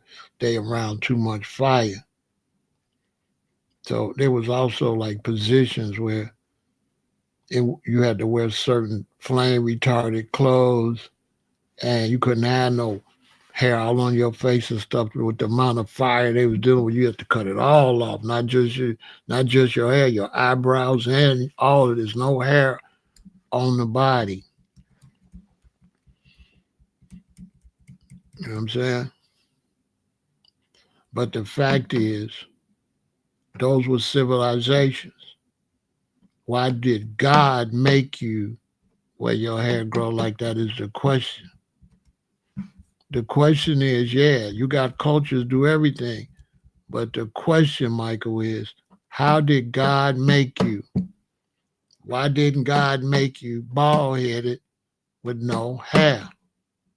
Why was you created with hair growing? Why do hair grow around your sex organs? Why do hair grow on your nose? Why do you have a mustache? Sometimes a beard. Why do you have eyelashes? Why do you have eyebrows? Why do you have hair in your ears And why do you have hair on your head that continuously grow? That's the question. Why were you made like that? Is the big question. You know what I'm saying? The big question is, why were you made like that? Not about what you do in no culture. Why are you born like that? Why are you born with hair growing out your head and that will keep growing? Was God stupid? Your creator was stupid and should have made it only grow so long, so tall? That's the question. Is your God stupid? You know what I'm saying? Hey, Michael, is your God stupid for making your hair keep growing? Because you got to understand something. If you live in nature, that hair gonna keep you warm.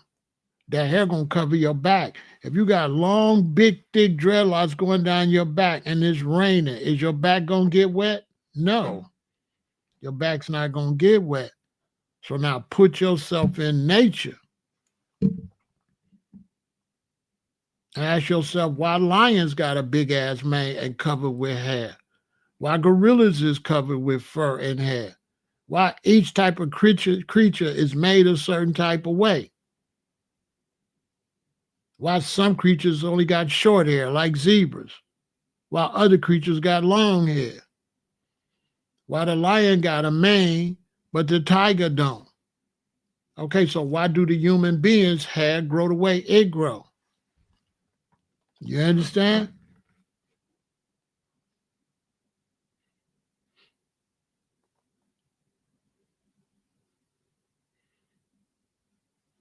In nature, hair ain't no good in Babylon, but in nature, I bet you wish you had some hair.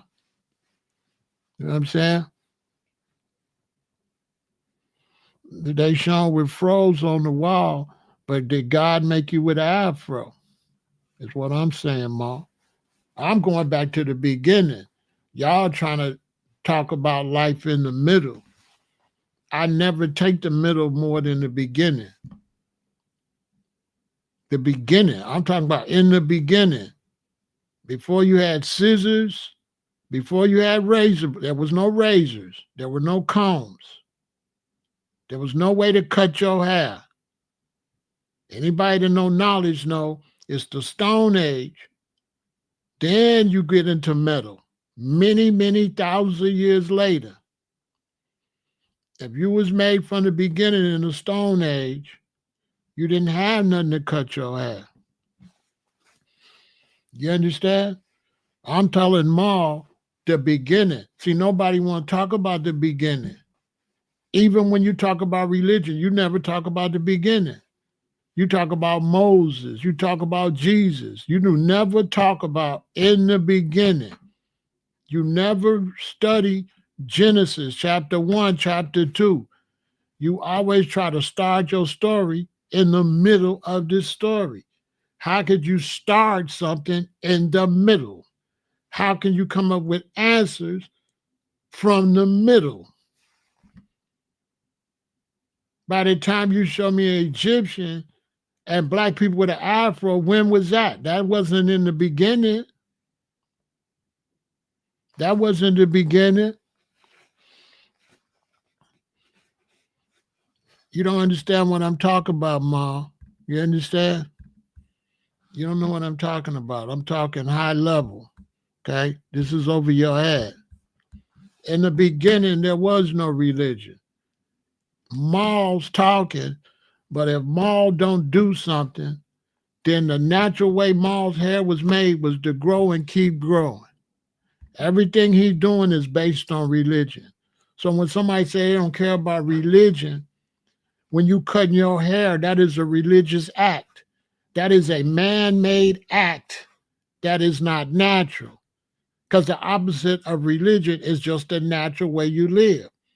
Barbershops and haircut is a religious type of thing. It's something you made up. It does not represent the beginning. So when he say he don't care about religion, but he don't want to recognize the beginning, he's a fraud. He's trying to make a fake argument that Maul is not intelligent enough or on a high enough level with me to have the conversation. Because there was no religion in the beginning. And there was no combs and no brushes or no metal, no razor blades, no scissors or nothing. And when you want to have that conversation, holler at me. But if you don't want to have that conversation, I can't talk to you, and I'm not going to let you confuse my audience. Be quiet. Be quiet. That would be my suggestion. Be quiet. That's what I would suggest to you, Ma. Be quiet. Because this is big time conversation. Come back tomorrow. Come back tomorrow. You come to the classroom, you shut up and listen. You don't want to listen, come back tomorrow when your ears are ready. You understand? We're not doing little boy stuff. This is a big conversation. You're a little boy. You don't know nothing. It's not that he don't know nothing. I'm talking about the beginning. If he was smart, he'll think about that. Yeah, in the beginning, we didn't have none of this. But he's fighting traditions that men made up later. So he don't got the concept in the beginning. And when people don't have the concept in the beginning and get too far from the beginning, what happens? Natural disasters, what? Tear down your society, destroy your society, and make you go back to the beginning. That's where y'all at right now. Y'all at hurricanes, floods, tornadoes, fires, earthquake, lightning, brimstone, and fire gonna destroy everything you got, and you're gonna have to go back to the beginning. You ain't gonna have no microwave. You ain't gonna have no stove. You ain't gonna have no barbershop. You ain't gonna have none of that. All that's gonna get wiped out. You're gonna have to go back to nature, to the beginning. Because once you went away from the beginning, you began to defile everything. You began to eat up all the animals. You don't just cut your hair. You don't just cut your hair.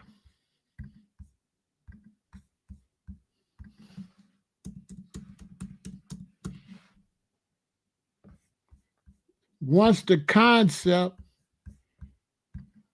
came for you to cut your hair and you start cutting your hair off, you start cutting the hair of the earth off too. You start taking the earth to the barbershop. Oh, this is too heavy. I know. You start taking the earth to the barbershop. I know it's too much. Once you got the concept that you're supposed to cut your hair, you cut the earth's hair off. Trees are the hair for the planet. Okay? Trees are the planet's hair. It's not there for nothing. Your hair is not on your head for nothing. Your hair serves a purpose.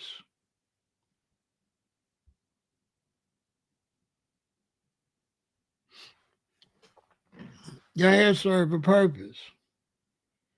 And then once you don't recognize that purpose, then you go and you destroy the whole planet with that same concept, the concept of altering nature.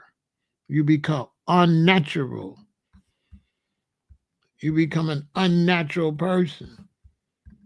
You understand? And this be the results. You destroy your environment. Every day you get up, you cutting grass. You cutting grass. You growing grass, you can't even eat it. You can live in a place that got basements and everybody got grass. and you putting weed killer on the grass because you don't want no dandelions or nothing. So you putting weed killer poison on the grass that's going down into the ground, and then you got a basement down in the ground. So right outside the wall of your basement is all weed killer. So when the basement is sweating, when the basement is perspiring, your babies and your wife and you down there with the weed killer. You down there with the weed killer. See, you want to give the earth a haircut. You want the earth to be a bald head bomber clot like you. You want the earth to be just like you, a bald head. Basically, with all due respect.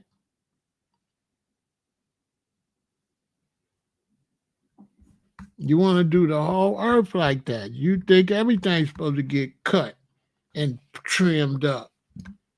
I'm just saying. So you're destroying the planet. You don't believe in nature no more. Yeah, you don't believe in nature no more. You're an unnatural person. So now when you see somebody natural, you confused. You confused. You like, I'm confused. You know what I'm saying? You'll be confused. Because you ain't a natural person no more. You're out of tune with nature. You know what I'm saying? And so, you know what I'm saying?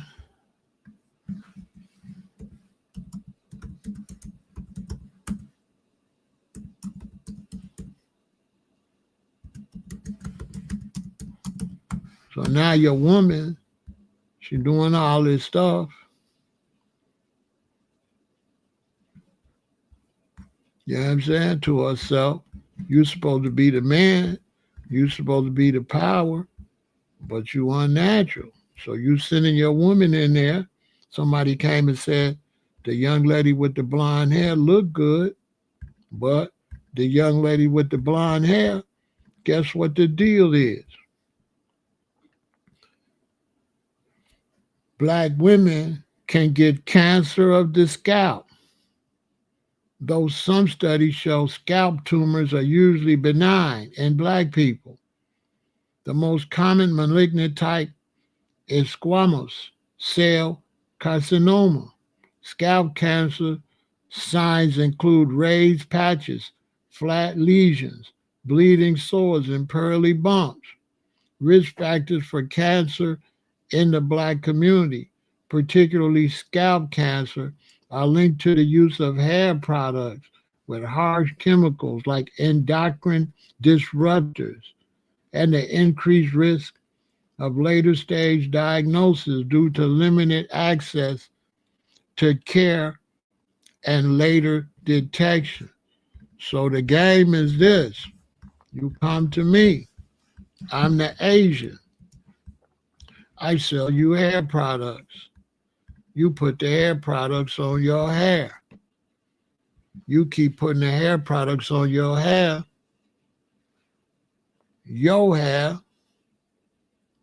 stops growing. You start getting sores in your hair, right? You start getting sores in your hair. So now once you start getting sores in your hair, right? Now I got a lifetime customer. Because now your hair didn't feel like you got sores in your hair. So now you got to come to me and you got to buy something to cover up the sores and cover up your bald head. So now you're a lifetime customer for wigs and weaves for the rest of your life. I'm going to make money off of you. But I'm Korean. My wife don't do that. My women don't do that. My women don't buy none of this stuff in this store. The Korean women don't buy that stuff. They sell it to the Black woman. She the sucker that don't want to be Black and want to be white. But you don't want to say you want to be white. I gotta say it. You want to look like the white woman. You want to look like that. You want to have hair like them. You don't want to look how you look. You don't like the way your God made you. You wish your God made you different. You don't like the way your God made you. You don't like it. You think your God made a mistake. Your God made a mistake. You don't want, you know what I'm saying? You don't want to look like that, the way your God made you. You don't believe in God. You just be fronting and going to church. You want to be like this. This is who you want to be. And her hair not real. She not a blonde. Look at her roots. She not a blonde. There's very few real blondes. She gonna have cancer too. Look at her roots. She's a fraud. That's not her hair color. So now you want to be like her. You want to be like her. So you go and you say you're gonna do it better than her though. You're gonna do it better than this. You're gonna go all out. You ain't even be a blonde. You're gonna be gold. Your hair gonna be gold. And the system know it. And they make you look like a little prostitute. And they even sell your daughters. They sell your daughters little prostitutes to tell you this is what you're supposed to look like in our Babylon system. You're supposed to do what we tell you to do. So they start brainwashing your children, selling your children little prostitutes. They got hair on their head that look like weave. It don't even look like real hair. Okay? So they selling you toys to your daughters that look like fake hair. They don't even try to make it look like real hair. That's how heavy the psychology is. The psychology is heavy. And they start telling you, boom, you need to look like this. Not only do you need to look like this, your baby need to look like that. Just for me, so she don't be black, so she don't, like back when my parents was coming up, part of slavery, they say, nappy head, pull your lips in, black, nappy head. This has been a long program. Nappy head, so nappy, you know what I'm saying? Make you hate your natural hair, call your hair nappy. So your great grandmama and them had the straightening comb. They would go straight and comb your hair. All that come out of slavery. None of that come out of no type of independence. That's slavery. That stuff come from slavery. That's a slave mentality. And then you just keep on going. In Africa, they take a pill so their babies come out light skinned. And so now you bleach everything. See how this white, see how she turned colors? Straight hair ain't enough. Now you got to go a step further. I mean, don't nobody want this work over here. I know you don't want this work. I know you don't want this work, this big Pharaoh. You know I got it. You know I got the work. I got folders that I can pull information I've been regurgitating. Look at her. Start with the hair. The hair ain't enough. You got the straight hair, but you still too black. And black is ugly. You understand? That's why this baby, they made sure she wasn't no dark. They probably did all type of stuff to lighten her skin up in the picture because Lord have mercy if she dark. Dark is ugly. Yeah, dark is ugly. You don't want to be dark. That's ugly. Okay? They've been brainwashing you with that. You know what I'm saying? They've been brainwashing you, telling you you little black Sambo and all that. See, I born in 1958. I know the whole story. You understand? I know the whole story. You see them brothers and sisters coming from Africa trying to look white? You feel me? So next thing you know, your big celebrity don't even be black no more. They turn your celebrity white. You know what I'm saying? Right in front of your eyes. You know what I'm saying? Right in front of your eyes, they turn your biggest star, your biggest female star, they turn her to a white lady. Right in front of your eyes. What will it take to deprogram and rewrite blacks' mind? It's going to take destruction, earthquake, lightning, brimstone, and fire. It's going to take Mother Nature to destroy. You're going to get destroyed. You're going to die from plagues, diseases, and destruction. It ain't going to be no beauty shop for you to go to. Since you won't stop going to the beauty shop, the Most High going to flood your beauty shop and destroy your beauty shop and turn your electricity off. You ain't going to have no electricity, bros, to get no haircut. You ain't going to have no electricity. Yeah. You ain't going to have no electricity to get no haircut because it ain't, because the same thing you're doing to yourself, you're doing it to the animals, you're doing it to the planet. You destroying everything. Show me a people that want to change themselves. They want to alter the trees. They want to alter the planet. You even take your dog to the goddamn shop to get cut up. All day, you cutting grass. You growing grass. Your dumb ass don't even grow no food. Every last one of y'all go outside, you don't got nothing to eat. You got grass and trees with no fruit. And you water it and you take care of the grass. Like a lamb. You are growing grass. Soon as the weather changes, you go and get stuff to make sure your grass look pretty. You water it and everything. You waste water on the grass. You don't got nothing to eat. That's how stupid. You don't got nothing to eat. You grow grass and trees with nothing on it. You go for neighborhoods and neighborhoods in the United States, and all Americans are growing grass and trees with no food on it. And trillions of gallons of water is watering stuff that don't grow no food or nothing. And you putting poison on the shit. You putting poison on your grass. And it's all around your house. So you putting weed killer. You don't want no weed. You don't want no dandelions. Now you can eat dandelions, so you kill them. You don't want no dandelions. But dandelions is some good food. You want grass. You want it to look pretty. You want your front yard to look just like your bald head to the black man.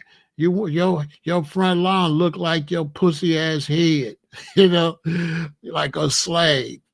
Your grass look like a slave. You got slave grass and a slave head. You know what I'm saying? And then I can't get no job because I don't want to be a sellout coon, Roman, impotent follower like you. So I'm shut out the market. Because they're like, well, we don't have to hire you. We got some blacks that'll sell out, Pharaoh. Because you some sellouts. You ain't represent no God. You going to church doing all that praying. You got a white Jesus, and he don't never go to the barbershop. Even your white Jesus don't cut his hair. It's crazy. You don't even look like white Jesus. It's crazy. You look like the Roman that had the helmet on the crucified. Because the pictures you got of Christ got long hair. The pictures of the Roman got a helmet on with no hair, with a haircut. So who you look like? You look like Christ? Or you look like the Romans? You look like Pontius Pilate? I don't know. You tell me, because the hair couldn't hang down from under the helmet. You look like the ones that crucified Christ. Basically. But whatever. And they say, well, I don't listen to nobody. Cause y'all ain't shit. That's why I don't listen to y'all. I'm trying to make y'all be shit, but that's another story. I'm trying to make you be shit, you know. But that's another story for another day. I'm not listening to y'all. Y'all slaves to the system. You listen to me. You slaves already. I'm trying to free you. What you could tell me, shut up and go to the barbershop and get you a comb and comb your shit like a good little boy and stay in a little boy place and do what master told you.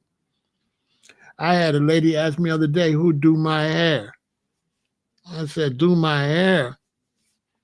Yeah, who do your dreads? I told her, I ain't one of them kind of dreads. I don't got no pretty dreads. I'm natural. I don't got no pretty dreads. That's the new sissy stuff. It's the new brothers. They took a natural raw lion and they tried to make him pretty. They want to be cute. So she wanted to know who do my hair. I'm like, girl, I got toxic masculinity. I'm not cute. I'm not cute, okay? I'm not cute. She need to get a cute dude that's gonna knock you back out the cute way. I'm gonna knock you back out like somebody that don't do nothing with his dreads. You know what I'm saying? It's gonna hit different. I'm not cute. I don't do cute. What? I don't do cute. I don't do no cute shit. I wish I would do my hair. Pause. Man, listen. She could do the D. She could do this D.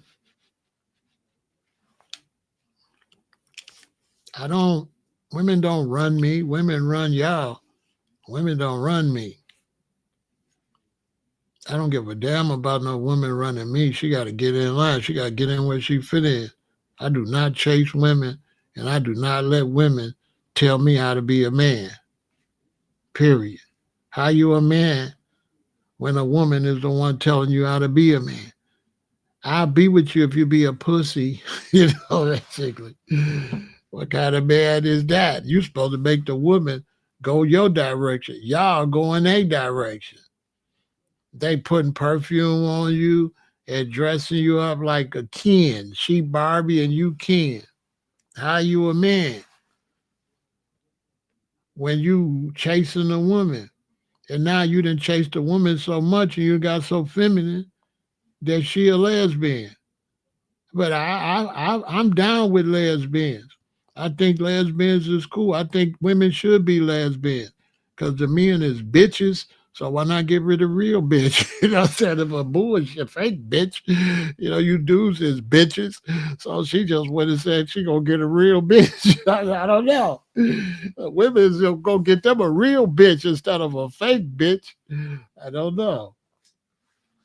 So I'm down with the lesbians. They lesbians anyway for fucking with some of you pussy ass men. Y'all might as well have vaginas. You ain't standing on nothing. You gonna fall when the system fall. You gonna fall. When the system collapse, they bring that cashless society. You gonna fall. How does that fit this conversation? You know why the women got to stand up? Because the men is bitches. You should have been providing hair care products for your black women. You should have been controlling that market for your black woman. You should have been set the standards for your black woman to carry herself black. You know what I'm saying? But no, you got somebody like Jay-Z with some big old bongo natties on his head and his wife look like this. Make that make sense. How Jay-Z looked like that, but his wife looked like this. Make that make some sense. How he trying to look like a natural man, but his wife, it turned herself white. Ain't nothing natural about her. And Jay-Z and Beyonce is Mitch Mac Paddywhack and need to give a dog a bone. Hopefully our black woman will get back to her natural self and stop trying to make the black man happy because he gonna leave you for a real white woman. He gonna leave you. These brothers, they'll get with a sister that's light in her skin and putting straight hair in her head. The first time he can meet a real woman that's light skinned with naturally straight hair, he gonna dump you. Look at all the rappers. They go from a woman that's got fake straight hair that's trying to be light skinned, and the first chance they find a woman that's naturally light skinned with real hair, they dump her for the real one. Go look at the rappers. The rappers now are looking for women that really look Asian because the black woman tried to start looking Asian, and now the black man is looking for somebody really like that. So he can say, my girl hair real, my girl really got straight hair, my girl really light skinned like that with straight hair. That's what they're looking for now.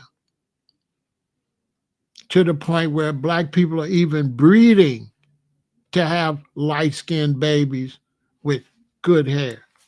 It's even affecting the way you breathing. So now the black woman, she going to try to look white, and then her black man gonna start marrying real white women. Why would he marry a fake white woman? I know that's probably too heavy. I know I'm going too heavy for y'all. But the more the black woman tries to look like this, then the black man, he gonna go marry this. Why wouldn't he? Why would I marry this when I could marry the real one? Now you complaining, why all our athletes marrying white women? Because you want to be white? You the one taught him, the black woman, you taught your man that the white woman is better. If I'm lying, somebody tell me I'm lying. We're not teaching our women that light skin and straight hair is better. That's what you're teaching your sons. That light skin and straight hair is the best one. So now your son gonna go get the real one. Why would he get a bootleg?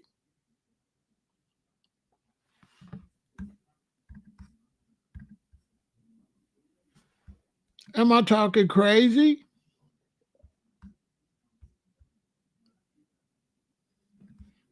Why would I marry her?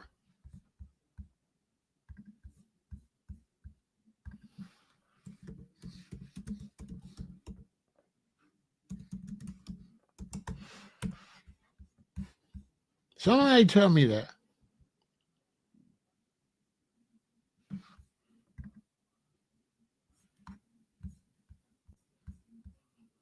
Think about it. Tell me if I'm talking crazy.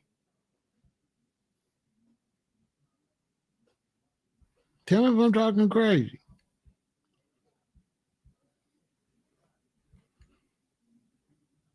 If this don't make no sense to you, if you ain't selling your race out,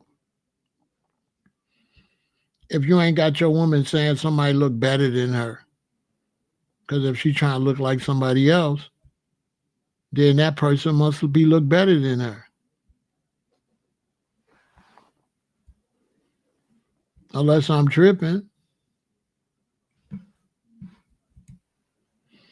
Make it make some sense. Let's take a break and we get into it. Let's take a break.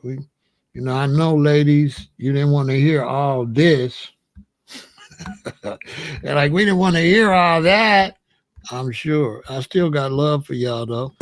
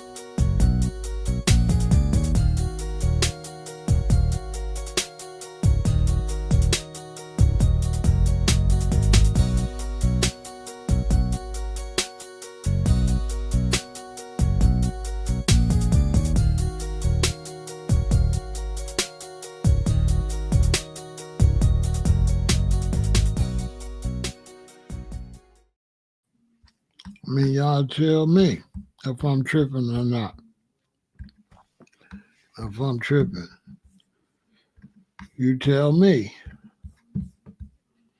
If this is fine, because the brother came over here and said she's fine. If she's fine,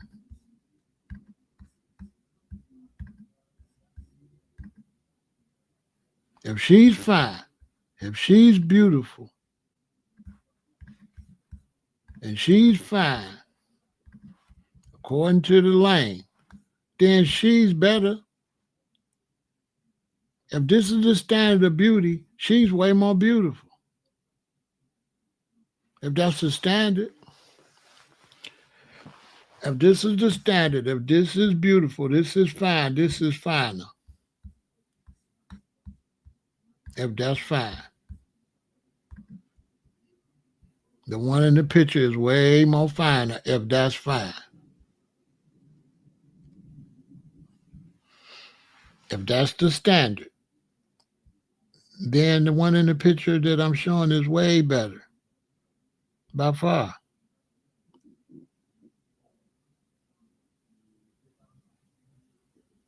Ain't no comparison.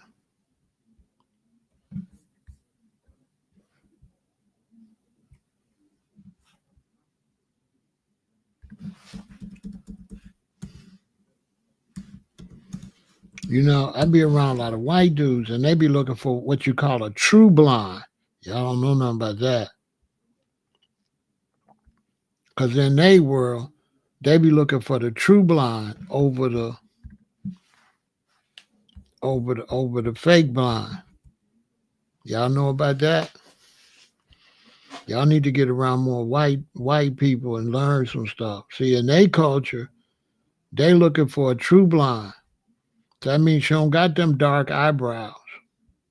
It ain't that many true blondes. Like 98% of the blondes you see, they not really blondes. The blonde, beautiful blonde woman is an image they made up. It's not real. Because the true blondes don't look as good as the fake blondes because the true blondes got blonde eyebrows and stuff and they look like albinos, right? So they take these brunettes and stuff like that and make them be blondes. What y'all know about that?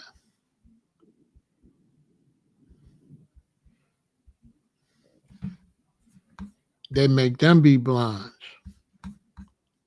You know what I'm saying? Because the other blondes, they really blondes.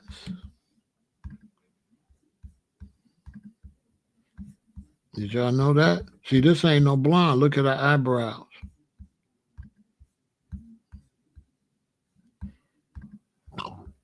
She not really no blonde.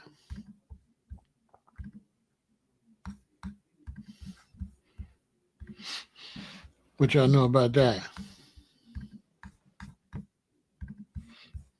Y'all know anything about that? I'm going too deep. If I'm going too deep, let me know. I'll stop.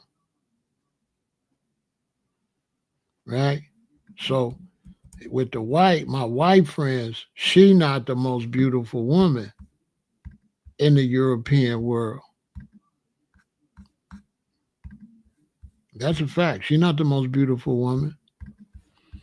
In the European world, the natural woman is the most beautiful woman. They consider this woman more beautiful. You see her hair and her eyebrows? See what I'm saying?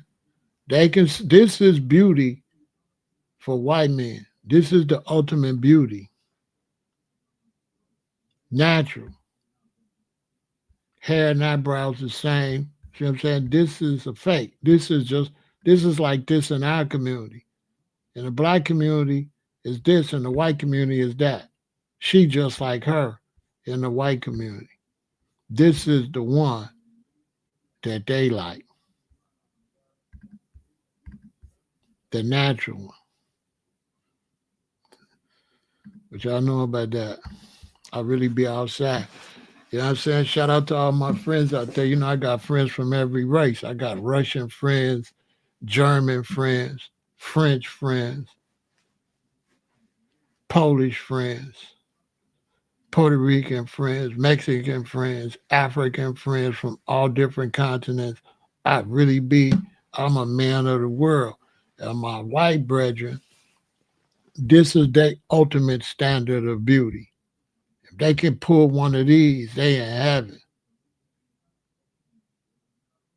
Because she real. She don't got to do nothing. They say she's the most beautiful. That's a fact. This is who they want to marry.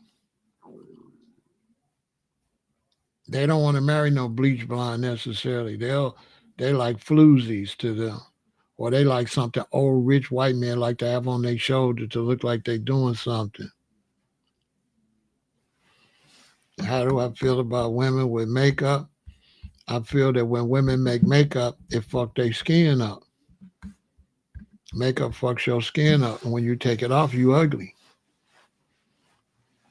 Makeup fucks your face up. Yeah, makeup ruins your face. You need to be having natural skin with like shea butter and stuff like that and natural sunlight. Anytime you cover up your face, when you take that cover off, you ain't gonna look good. Makeup is something that a woman should wear every now and then on special occasions, but she should not be wearing makeup daily. It's gonna ruin your face. But if you just gotta wear it, make sure it's 100% natural ingredients. But it's still gonna block the sun. You're not gonna be getting no vitamin D. You're not gonna have no natural oil on your face. See how my face is looking a little oily? This is how women, you have to have this natural sweat and this natural oil in your skin. If you cover your skin up, that's witchcraft. So like they had, with a witch, she covered her skin up. When she uncovered, she a little more uglier. She covered up again. When she uncovered it, she's more uglier. She covered it up again. Every time she uncovered it, she get uglier and uglier and uglier. So it works against you. You're going to get uglier every time you uncover it. You're going to get uglier.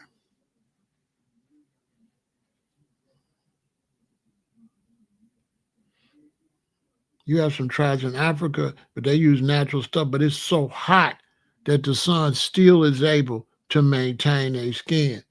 But if you wearing that stuff and you're not outside like that, you ain't getting that natural sunlight, you working in offices and stuff like that, you damaging your skin. If God wanted you to cover up your skin, you would have been made with that shit. Your skin was made to work like it worked. Your skin wasn't made for you to put all kind of funny colors and stuff on your face.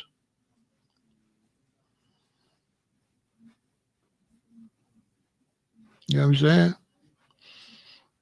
Like I got female friends as models, and what they have to do is they have to go with no makeup in between shoots or in between movies. They have to go with no makeup. This is how they stay beautiful. As soon as they get through taking pictures, they wipe that shit off. Cause it's gonna ruin their beauty. They're gonna start getting pimples and bumps and shit. They'll put it on for pictures, and as soon as you take the pictures, they taking that off. If you live in LA and stuff like that, like me, all the models and stuff I met and movie actors, they don't got nothing on their face. They natural beauties. They pretty naturally. And when they shoot for people, they put stuff on them to like kill the shine, so it'd be a more dull picture. That's what it's really used for. So you won't see how I'm shining. They try to put something on there so you won't shine, so you look more like this. See, they took the shine off her face. But it's not nothing you're supposed to be wearing. That's only for photos. Know what I'm saying? So the top models, they don't wear that shit. They put that shit on for a photo and they take that off. They do not wear makeup. None.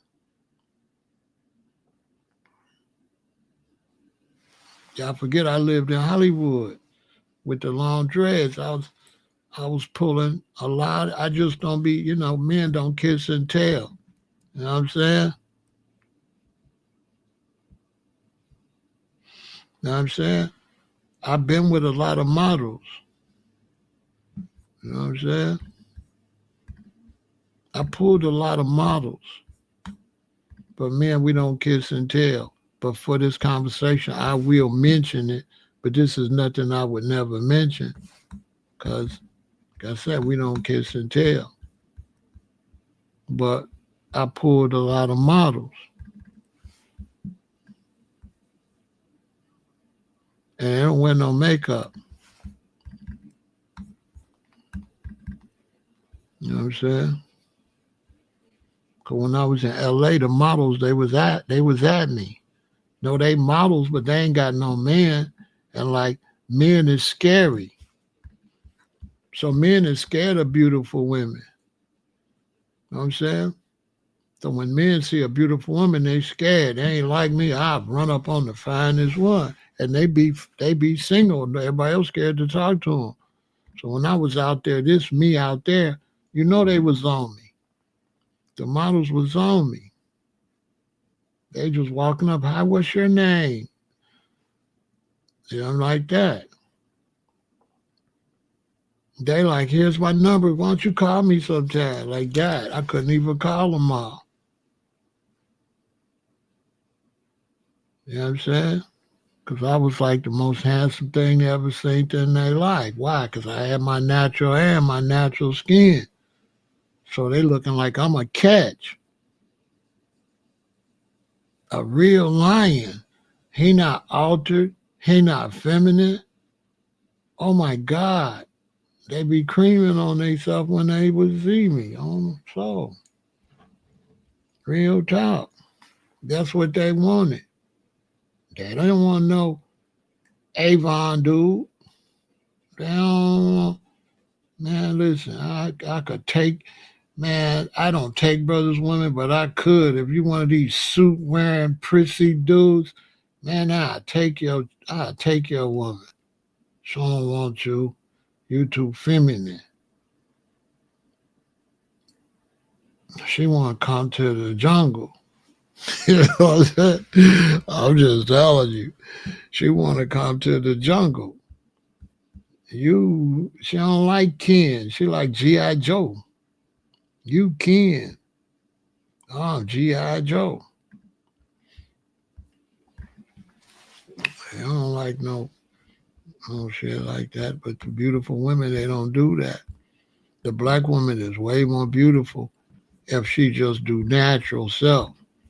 A lot of times when I get with them, I have to help heal their skin, Like if I fall in love with a woman and stuff like that, I'll be helping them heal their skin and their scalp. Their scalp be messed up. Their skin be messed up. You know what I'm saying? It's a fact. When they leave me, their hair be all the way down to their knees if we break up. You know what I'm saying? They be go get their natural hair. I put them on a natural way of eating and a natural way to take care of their body. You got to watch the soaps, natural soap. Like I got this special olive oil soap that's made, right? It's crazy. You know what I'm saying? You can't get it everywhere. It's real olive oil soap. Hold on, let me see. I'll show it to you. Give me a minute.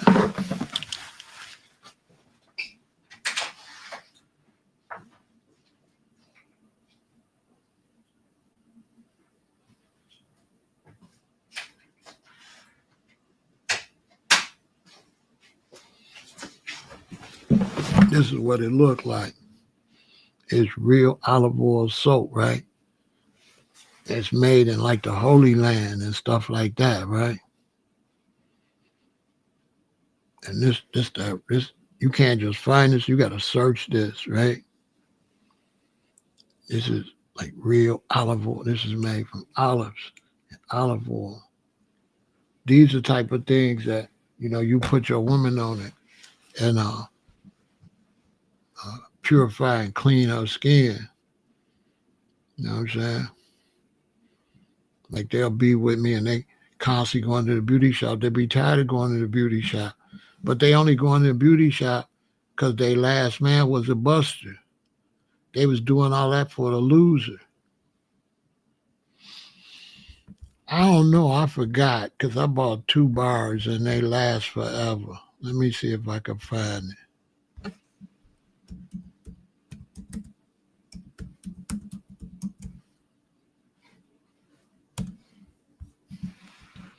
I don't know which company I bought it from.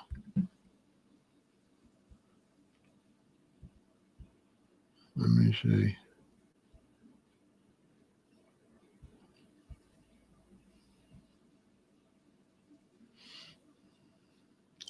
They got the one from Syria.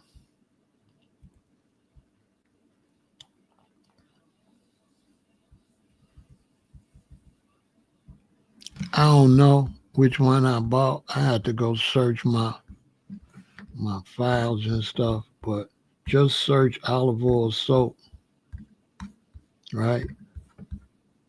It lasts a long time and you're going to go to this. And then the ones you want to get is you want to get the ones, you don't want to get the ones from a big business. You want to get the ones that's like handmade, right? You don't want to get the mainstream one. You want to get the one like this. That look, you want to get this kind. You want to get the one. You don't want to get the fancy one. You want to get the one from the Holy Land where people is making it like, when I find it, I'll do a live on it on Vegan Intel. You want to get the one that they still making it the way they made it during the times of Christ. I'll find them and I'll let y'all know. But you want the one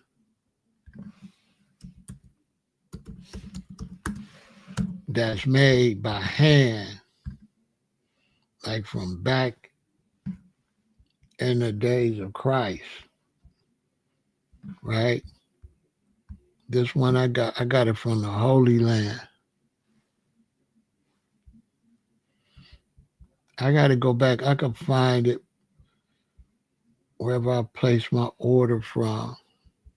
Let me see. I probably could find it. Let me go on Amazon. That's the one you want, though.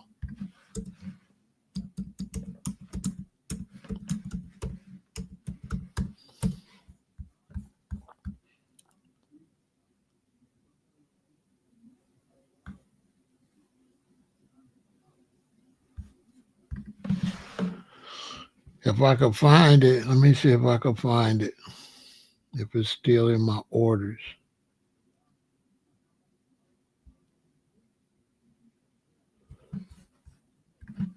And I'll show you exactly where I got it from. But anyway, ladies, you want to use natural ingredients on yourself, and you only want to use makeup for special occasions.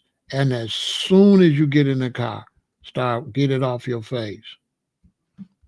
As soon as you get in the car and leave the event, get that stuff off your face. But try to get the best natural makeup. I can't find it. Hold on.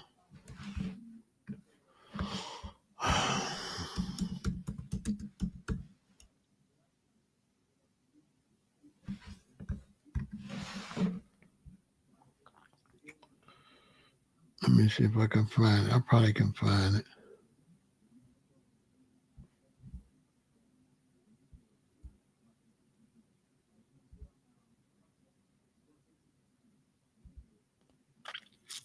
I don't know where I ordered it from. I did a lot of research to find them.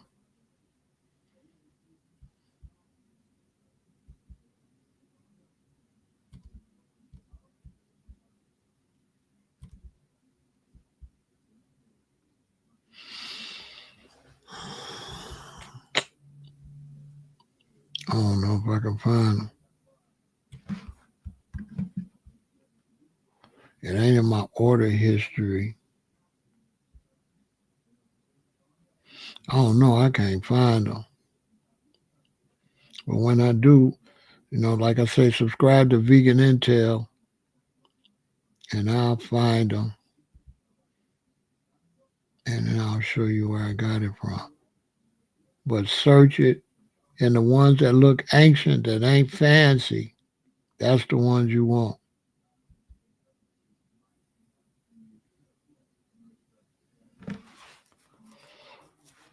I forgot. I think I had watched a presentation on them making it, and I think that's how I found it. Because I seen them making it in the Holy Land from scratch. I don't think I found it on Amazon, but I probably ordered it from them. But I knew the name of the people because it showed them making it, and they was like some of the original people, and they was like some of the only people still making it. And I was like, I need some of that. I had 2 packs of it. I gave one because 2 bars come in each one. I gave 2 bars to a friend. They might still got the wrapper on it. I'll find out and let y'all know though.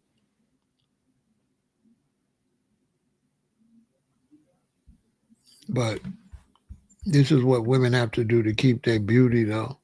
They have to use natural ingredients.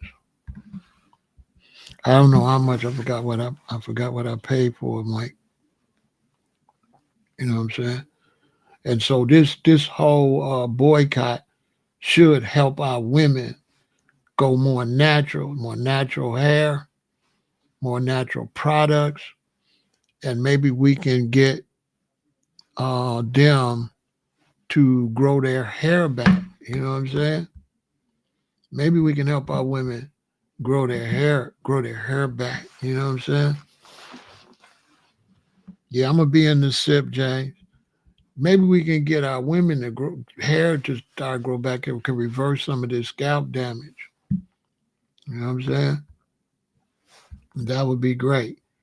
But as for now, support the boycott. Check it out. September 1st, we are no longer buying hair products from any non-black owned business. Starting September 1st, I just seen a video on this. It's a revolution that's happening. So if you're a black owned business and you sell any kind of like hair products, anything, definitely comment down below, like, share this video. Our black dollar is so powerful and how we can really shift the system. All we got to do is stick together. And everybody is in the comments. They have already said September 1st is the date. So lock the date in. Listen, for 1 month straight, we are not buying products. Please, like, don't be. And I'm a beauty girly, okay? I buy all the products. So look, September 1st for 1 month, we're not doing it. Only shop black owned. Only shop black owned. I twisted this wash and go up, but that's not why I'm making this video. So have y'all heard about the fact that we are starting a synthetic fake hair boycott on September 1st? It's happening, guys. We are taking back our power. One of the best ways to show your power is to stop giving it. This applies to all aspects of reality, but right now we're taking our beauty, our sense of perception of ourselves, our confidence in the world and how the world treats us back into our hands, putting it back on our standards. We're supporting the black owned, still handmade brands that we know haven't been infiltrated by the hand of those that look like this, okay? That's what's happening on September 1st. I think that I'm going to talk about this a little bit more because it just means so much to be empowered through the way that you present yourself in this world. And that's where things are headed. Like that's where we are. So September 1st, mark your calendars. That's your mini twist month. That's your straight backs with your real hair month, okay? That's your silk press month. That's your rod set, your flat twist month. We are showing up as ourselves. We are taking some time to sit in that and get comfortable with it. And we are not letting anybody who doesn't like it influence how we show up in the fucking world. I did this in these mini twists. Do you hear me? This was a wash and go on some mini twists that I'm just gonna wear the twist out. But for now, I'm telling you, we are taking back control over our image. That's huge. That's huge. It's not like we are a monolith.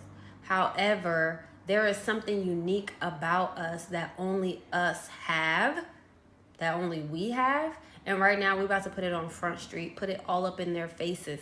This isn't about acceptance. This is about get over it. This is not us waiting for anybody else to okay how we present ourselves. This is us stepping out like, here the fuck I am. Y'all feel that? Yes, black woman. As of September 1st, we're not going to be buying any hair products from the hair shop. We're going to boycott.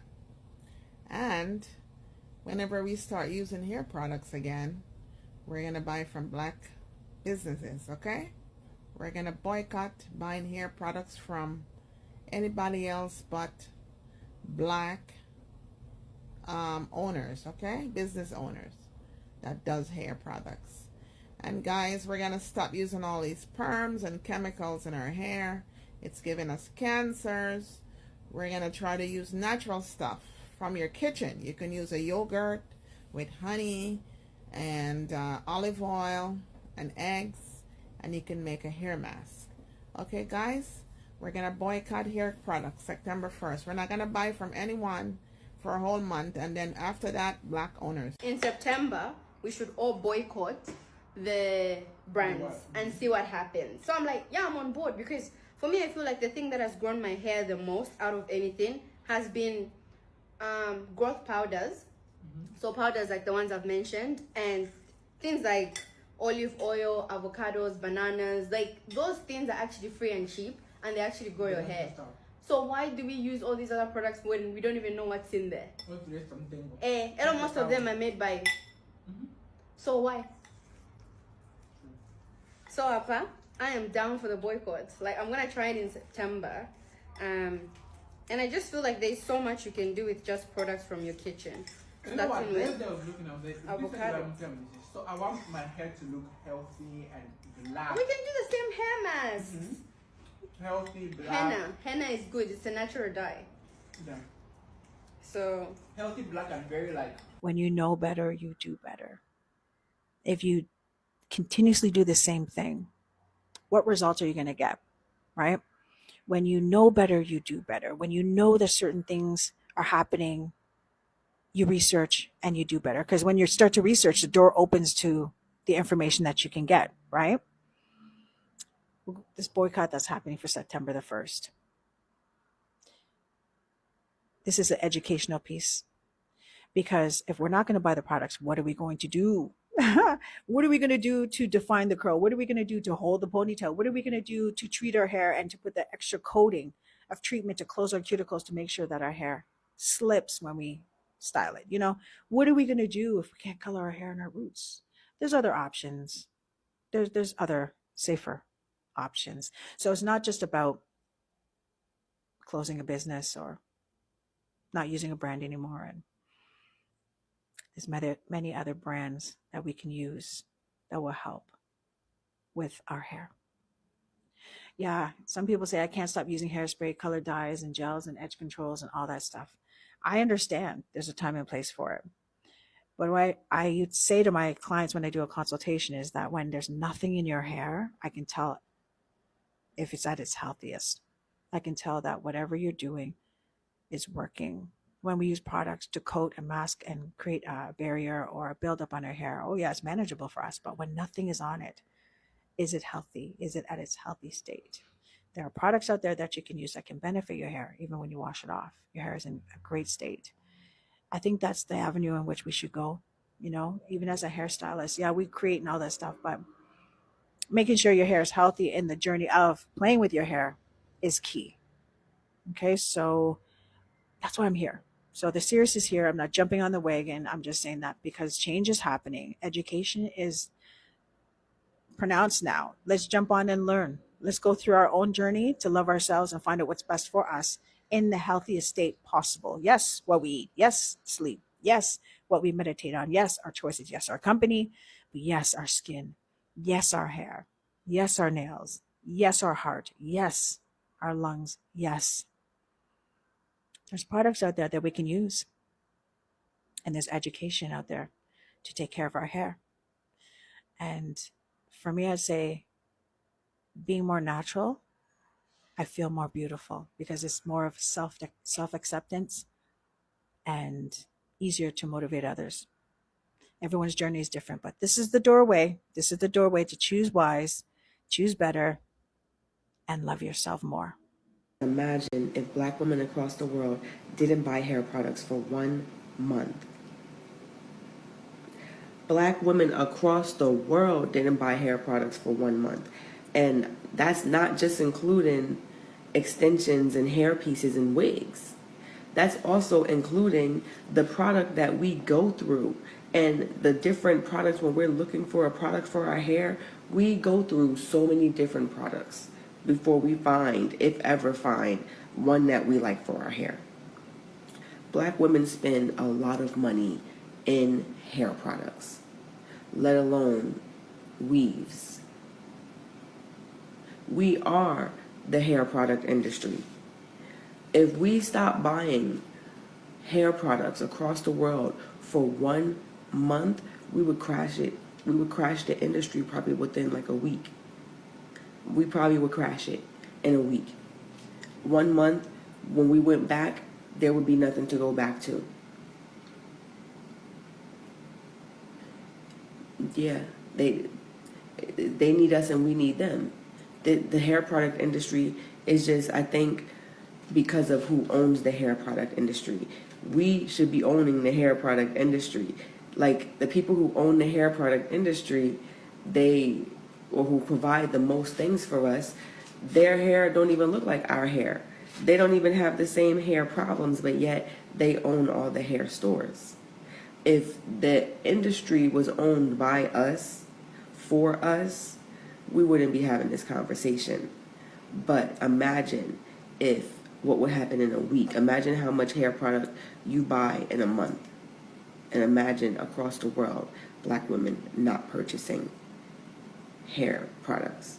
How long do you think it would take before it crumbles? If you guys have not heard, September 1st is the first day we are going to boycott the beauty supply stores as Black people. You guys, we have had enough time of pouring and investing into all these other companies. It's time to pour into our own community and stick together. Everybody say Black people don't stick together and we're stingy and we don't stand for anything together as a Black community. This is our time because all these corporations always want us to be the target, but they try to give us crumbs, and this is our opportunity to maximize on showing that we are the bulk of most of these people businesses, and without our businesses, their profits can literally go down to the floor. So if you're a Black woman and you're with, even if you're not Black and you're with the movement, stand with us, and we're protesting against all these beauty supply stores and all these people who benefit off of Black people who really don't care for the people or the community. It's time for us as Black people to pour back into our communities. So make sure you are with the stands. And this is, if y'all haven't looked at my previous video, go look at my last video, because this is just the first step that we're taking in order to put stuff back into Black communities, Black households, and just building up Black people in general. So if you're with us, stand with us. And September 1st, make sure y'all are not, September 1st through 30th, make sure y'all are not shopping so we can actually show these companies that we really can go spend our money elsewhere and not invest in them, right? Okay, y'all, so y'all already know the word is out. September 1st is the big protest for Black hair. As you can see, these non-Black owned hair care businesses do not care about us. They look at us as consumers. They don't look at us as a market. So without us spending our very hard-earned money on these Black hair products, we already know that their business is going to go down because they know they need us to keep their business up and running. So with that being said, starting tomorrow, September 1st, We only gonna buy black hair products to from black owned businesses only. Do not shop any black hair products from non-black owned businesses.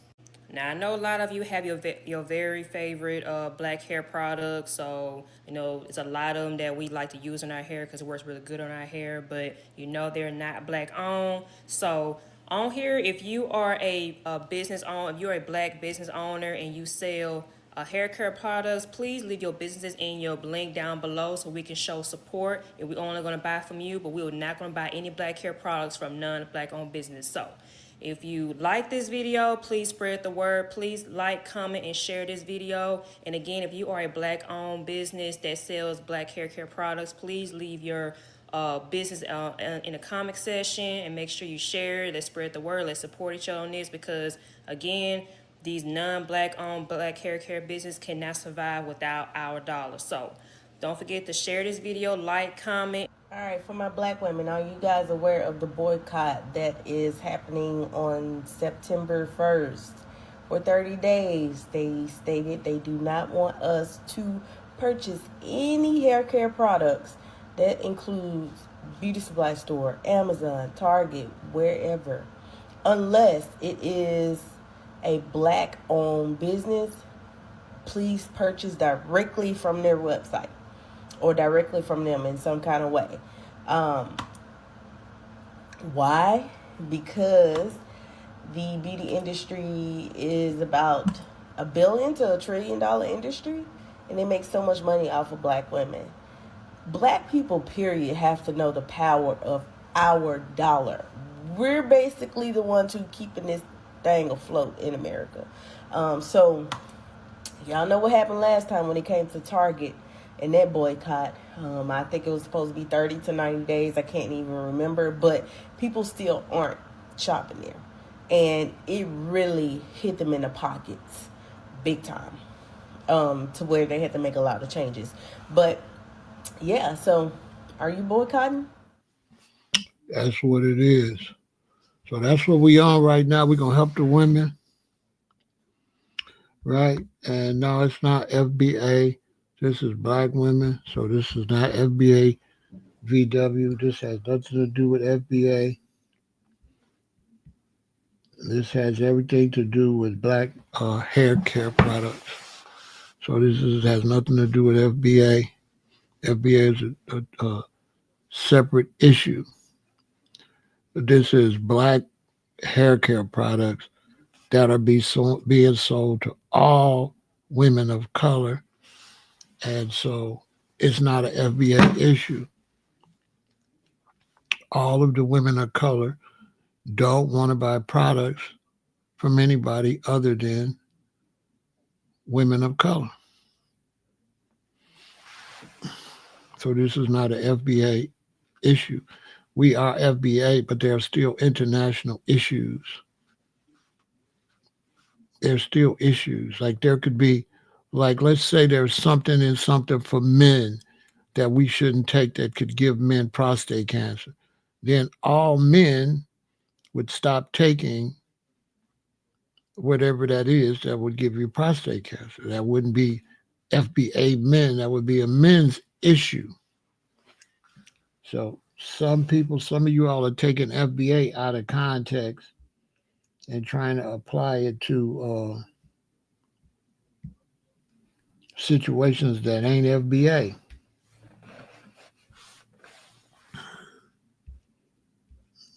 This is not an FBA situation. I don't understand what makes you think it is. I don't understand.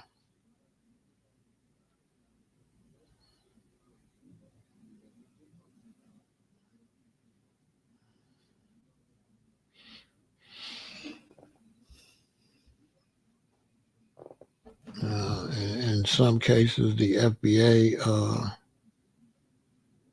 some people with FBA, they are really not dealing with it correctly. They're probably taking it out of context. Like, I don't know, turning it into something else.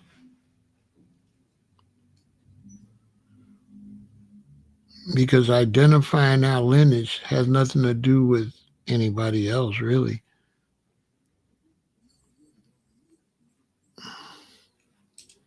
And so FBA, the Ideal Foundation of Black American, is lineage and identifying our lineage.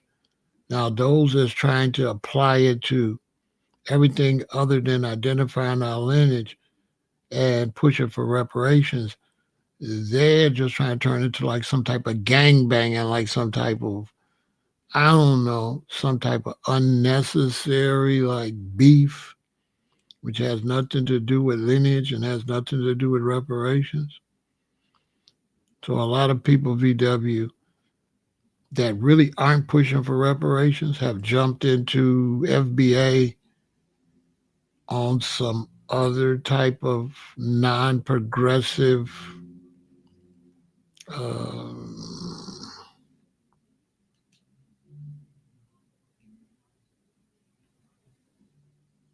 like something else weird, like some kind of battle or something, which is far from lineage for reparations. I think a lot of people that saying FBA are not standing on reparations and are not realizing that the main point is identifying yourself for reparations, basically, to identify who was the people here during slavery. And I think a lot of people, VW, that really not push the reparations because since so many of these fraudulent people jumped into the FBA conversation, the discussion of reparations has totally disappeared. You don't hear anything about reparations because now people have been using FBA to beef and not to get reparations. I'm misusing it for some weirdo stuff.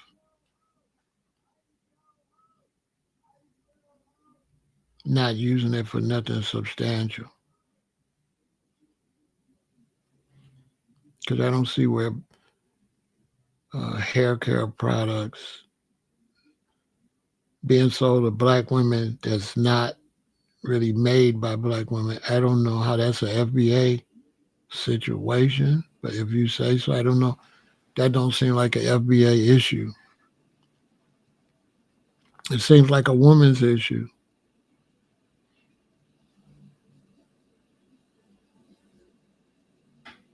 Also, if brothers that's FBA aren't going to go get into business, then it's also just a bunch of talk. Because it ain't nobody's fault if you VW don't start if you're FBA and you don't sell women's haircare products, that's your fault. You would be to blame. You would be one of the people to blame for it if you're not providing products from FBA. You can't just say it's FBA if FBA ain't making no products. You got products, VW. You got women's haircare products so we can buy for you and support you as FBA. Because you can't just talk about it, you got to be about it. Do you have products as FBA that sisters as FBA could buy from you? Because you would have to do that for what you're saying. You would have to show us where you playing your part. Are you playing your part in providing FBA sisters with hair care products?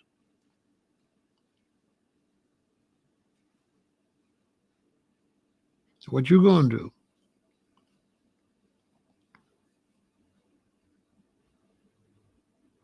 What's going on, Plant Base? VW. What are you doing for FBA?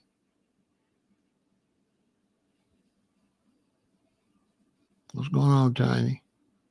VW. What are you doing for FBA? What are you providing from FBA to buy from you so that we would spend with FBA? Because you said only FBA should, I don't understand what you're saying, but probably should be the only ones protest, which is weird, or the only people we should buy with is FBA, which is also weird and off subject because this is not a This is not a lineage issue. This is a black woman's hair issue, I thought. I didn't know this was FBA hair issue. I thought this was black women want to buy products from black women. I don't see how that is an FBA issue. You cannot just squeeze everything into FBA.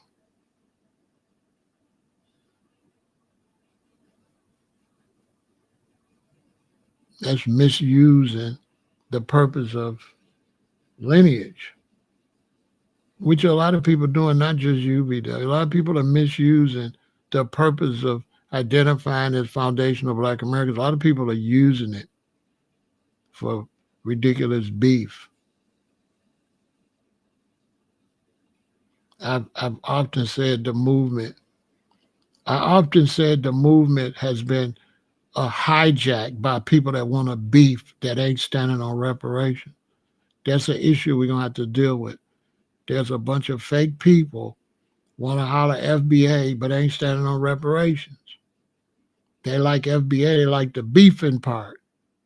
They don't like reparations and the purpose of identifying your lineage, because the purpose of identifying your lineage is to prove that you were the people that trace back to slavery.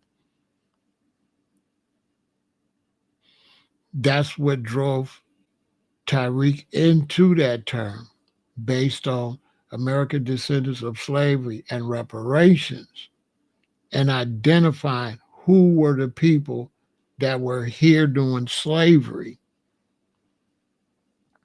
So I think VW, you need to go back and do your research so you look like you know what's going on, because that is the main purpose in 2025 for identifying your lineage, to prove that you were the people here back in the 1800s so that you would be eligible for reparations. This is based on reparations. Are you pushing reparations, VW? I bet you're not. I bet you're not pushing reparations. You're probably just pushing FBA beef.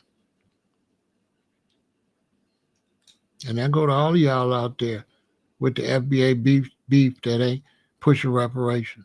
Since so many of you started FBA beefing, the conversation about reparations has totally disappeared. You've made tether a bigger word than reparation, which is a disservice to our people that picked cotton and did all that work for free. You all ain't honoring them. You just beefing.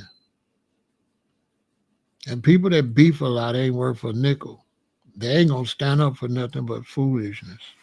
So a lot of the FBA beef is losers. They just love to beef. You might as well be a Crip or a Blood or a GD or a BD. So we got that type of energy. Oh yeah, if it's about going against the Africans, yeah. About reparations, no, I ain't gonna stand up for reparations. But I'll beef with the Africans, you know. That kind of loser. Yeah, I said, no, I ain't gonna push reparations, but I'll push beefing with the Africans. Like, you know what I'm saying? Y'all know I ain't lying. We got a lot, especially black men. They ain't for beefing with the white people for reparations, because they cowards when it come to going against the Europeans. They pussy. But they brolic when it come to going against another black person. Keep that same energy for the white people that enslaved your people that you got for the Africans. That's what a real top-ranking soldier like myself, the 5-star general of all you niggas, your commander-in-chief, that's how I look at it. If you ain't got that energy for the slave masters, you a fraud. How are you more mad at Africans than you is the Europeans that enslaved you? That's like you scared of the Europeans. That, to me, it's like you scared. You scared to go at the real Yeah, you scared to go at Chase Bank, Bank of America. You scared to go at them, so you just go at some miscellaneous Africans. That way y'all ain't seen me in that, cause it's like the soft, you know. Really, it's like COINTELPRO. It's almost like people was put here to jump into that to distract us from reparations. To be honest with you, it's really like the police. If we was pushing for reparations, and then we start getting all these people beating for Africa against Africans, but we ain't talking about reparations no more. That's COINTELPRO, ain't it? Ain't that somebody that distracted the movement? Ain't that the police? That's police shit, ain't it? If you start being American descendants of slaves and then foundational black Americans, and the original conversation was about reparations, and a group of people come and say, no, let's not talk about reparations, let's beef with the Africans. Wouldn't that be treason, and wouldn't they be police? They be police. Ain't they supposed to be arrested? Like if you had your own military, ain't I supposed to arrest them and lock them up until we find out, until we interrogate them to find out what's their purpose and why they distracting us from reparation? Ain't that the police? I mean, with me, you would be the police.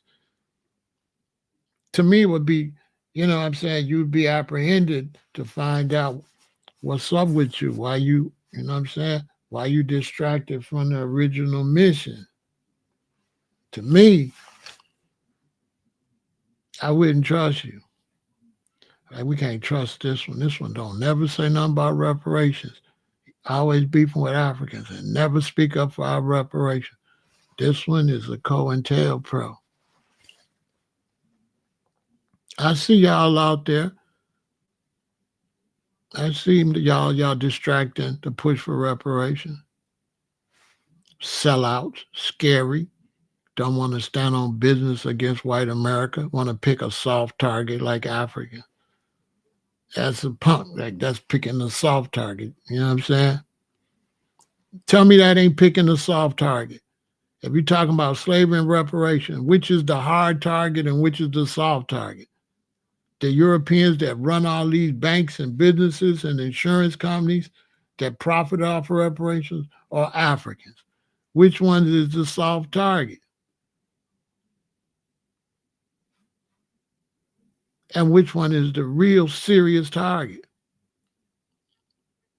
I don't know. You tell me.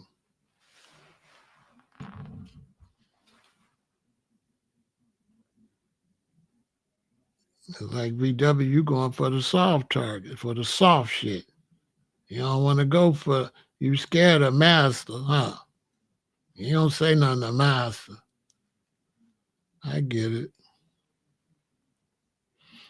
I'd have you apprehended and reprogrammed for the benefit of reparations, right, VW? I'd have my man grab him, take him and deprogram him and reprogram him. When he come back out here, make sure he on point.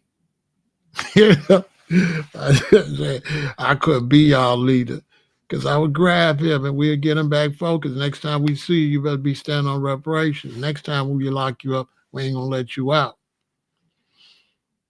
Soldier, stay on point. We need the bag. Africans ain't got the bag. Africans ain't got my reparations.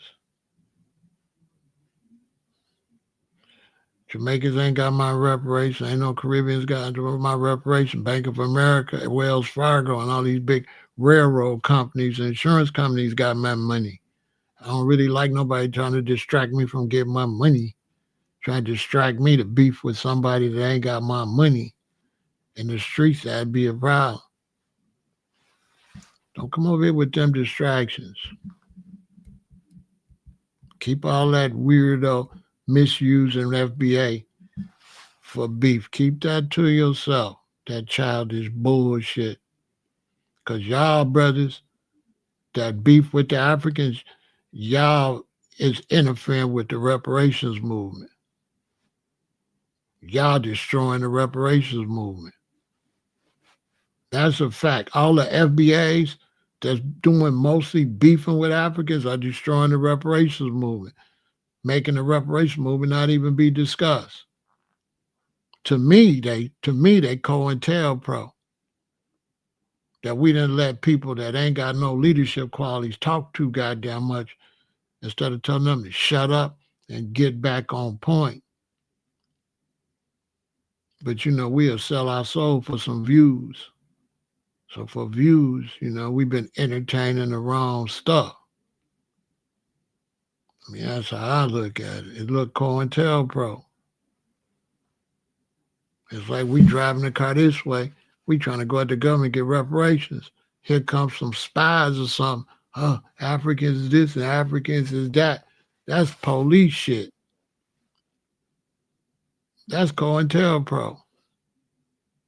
You cannot tell me that it ain't agents posing as FBA beefing with Africans. I guarantee you it's paid government informants that's distracting the reparations movement. I guarantee you. And what better way to do it than social media, because you don't never see who you're talking to. They don't use their real name, right? So you don't know who the hell this is. They're like the police. I don't like spies. I don't like no spies and no snakes. You know what I'm saying? I'm just saying. Here we got a situation where black women trying to work together for black hair care products, and then we got some brothers as people want to break that up when it's really a good thing. FBA is not designed to split black people up. FBA is designed just to identify which black people is which. A lot of y'all some lames and some haters. FBA is lineage for you could define yourself. He's a Nigerian. He's a Ghanaian. We Foundational Black America. It's not designed to beef. Everybody that's trying to make it a beef is the police. Everybody that's trying to make it a beef. Everybody's trying to make it this one against that one. There's a police and off subject.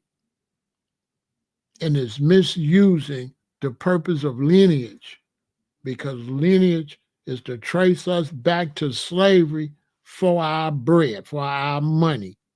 Since there ain't no other leadership out here getting that straight. Let's get that straight.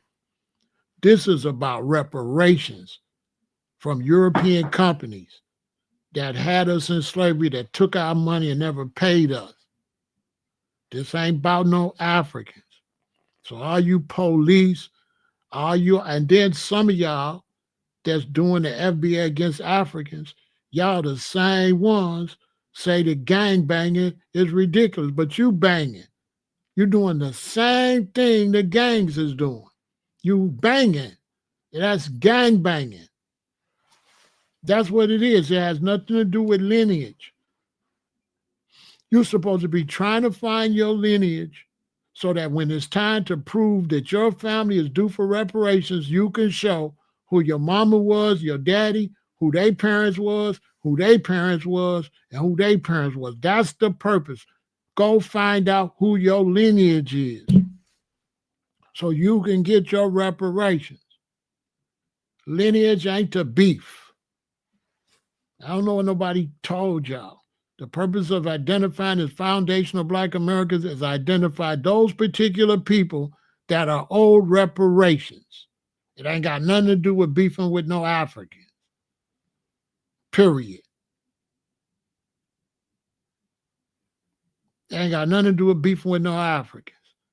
And I'm telling y'all, some of these people that's constantly beefing with Africans is the police, is COINTELPRO working with the government. I'm telling you, distracting us from our goal, because you ain't got leadership like me that got a team to holler at you and make you an offer you can't refuse. Stand down or lay down. Don't come over here distracting us from what we trying to do with no COINTELPRO shit. Remember when they had the Black Panthers And then they came out with Ron Karenga and them, United Slaves, to start a beef. Same thing.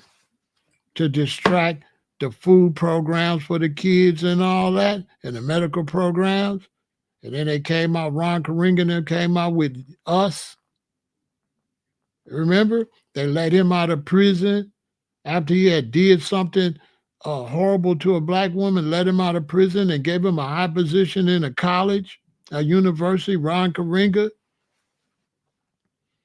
That's the same thing these fake FBA people, because there's a bunch of fake people, bunch of fake brothers on here hollering FBA that never mention reparations. That's how you know they the police. Y'all, anybody that's hollering FBA that don't never mention reparations is a spy, a rat, COINTELPRO, is an enemy of foundational Black Americans, are a distraction and possibly a government agent, says Big Pharaoh. That's the police. That is the police. That is to distract us from reparations. We want to trace ourselves back to the 1800s to prove we are owed slavery, because reparations, because you get reparations if you can trace your lineage back to the 1800s. You're supposed to know that. So that's the purpose of lineage. That's why you want to go and get all your information about who your great-great-great-grandparents was, to show that they never got their reparations and you here to collect for your family. It ain't got nothing to do with no Africans.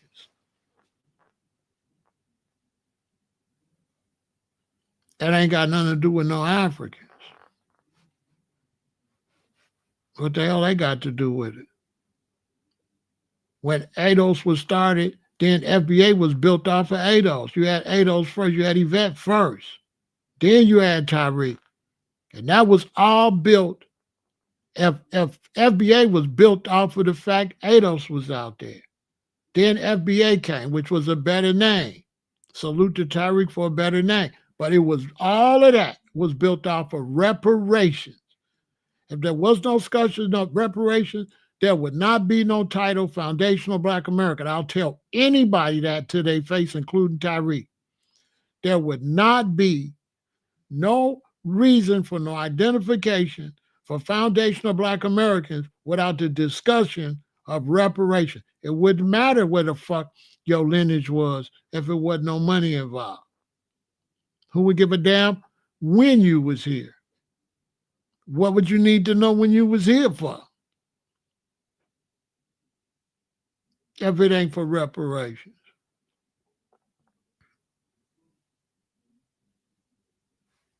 Make it make some sense. What good is identifying as Foundational Black American for nothing?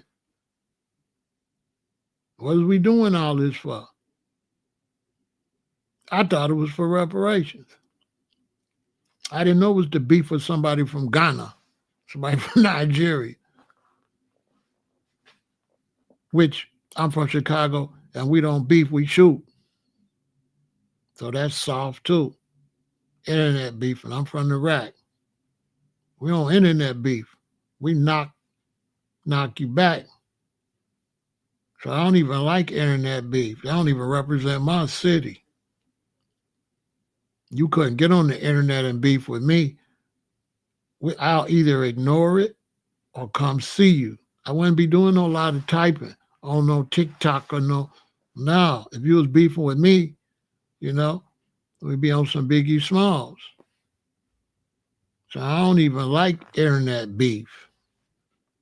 Especially men. You men that are internet beefing, y'all take y'all panties off. If you ain't going to run up on no African and say what you got to say, let it go. Stop talking crazy Africans on the internet. Yeah, Africans out there, go holler at them. You know what I'm saying? Talk about African brothers. You know what I'm saying? If I hated Africans, I'd run up on them in real life. I ain't got no beef with no Africans. Wouldn't beef with no Africans on the internet. Who do that? I criticize all black people, but I ain't beefing with no Africans. We don't do no internet beefing. That's pussy. Lack of a better word. I'm not finna get on here. I'll talk about it in a subject matter on what I expect from Africans, but I'm not finna be on here miscellaneous tweeting, beefing with no damn Africans like that. That's some, you know what I'm saying? But passing up on the white man, ain't saying nothing about the white man. That's a coward. If you're a black man in America and you want to beef with other black people, but you ain't got nothing to say with the white system that enslaved you and did all that to your great-great-grandparents, you's a coward. You giving a pass to the people that really did you dirty, like a coward.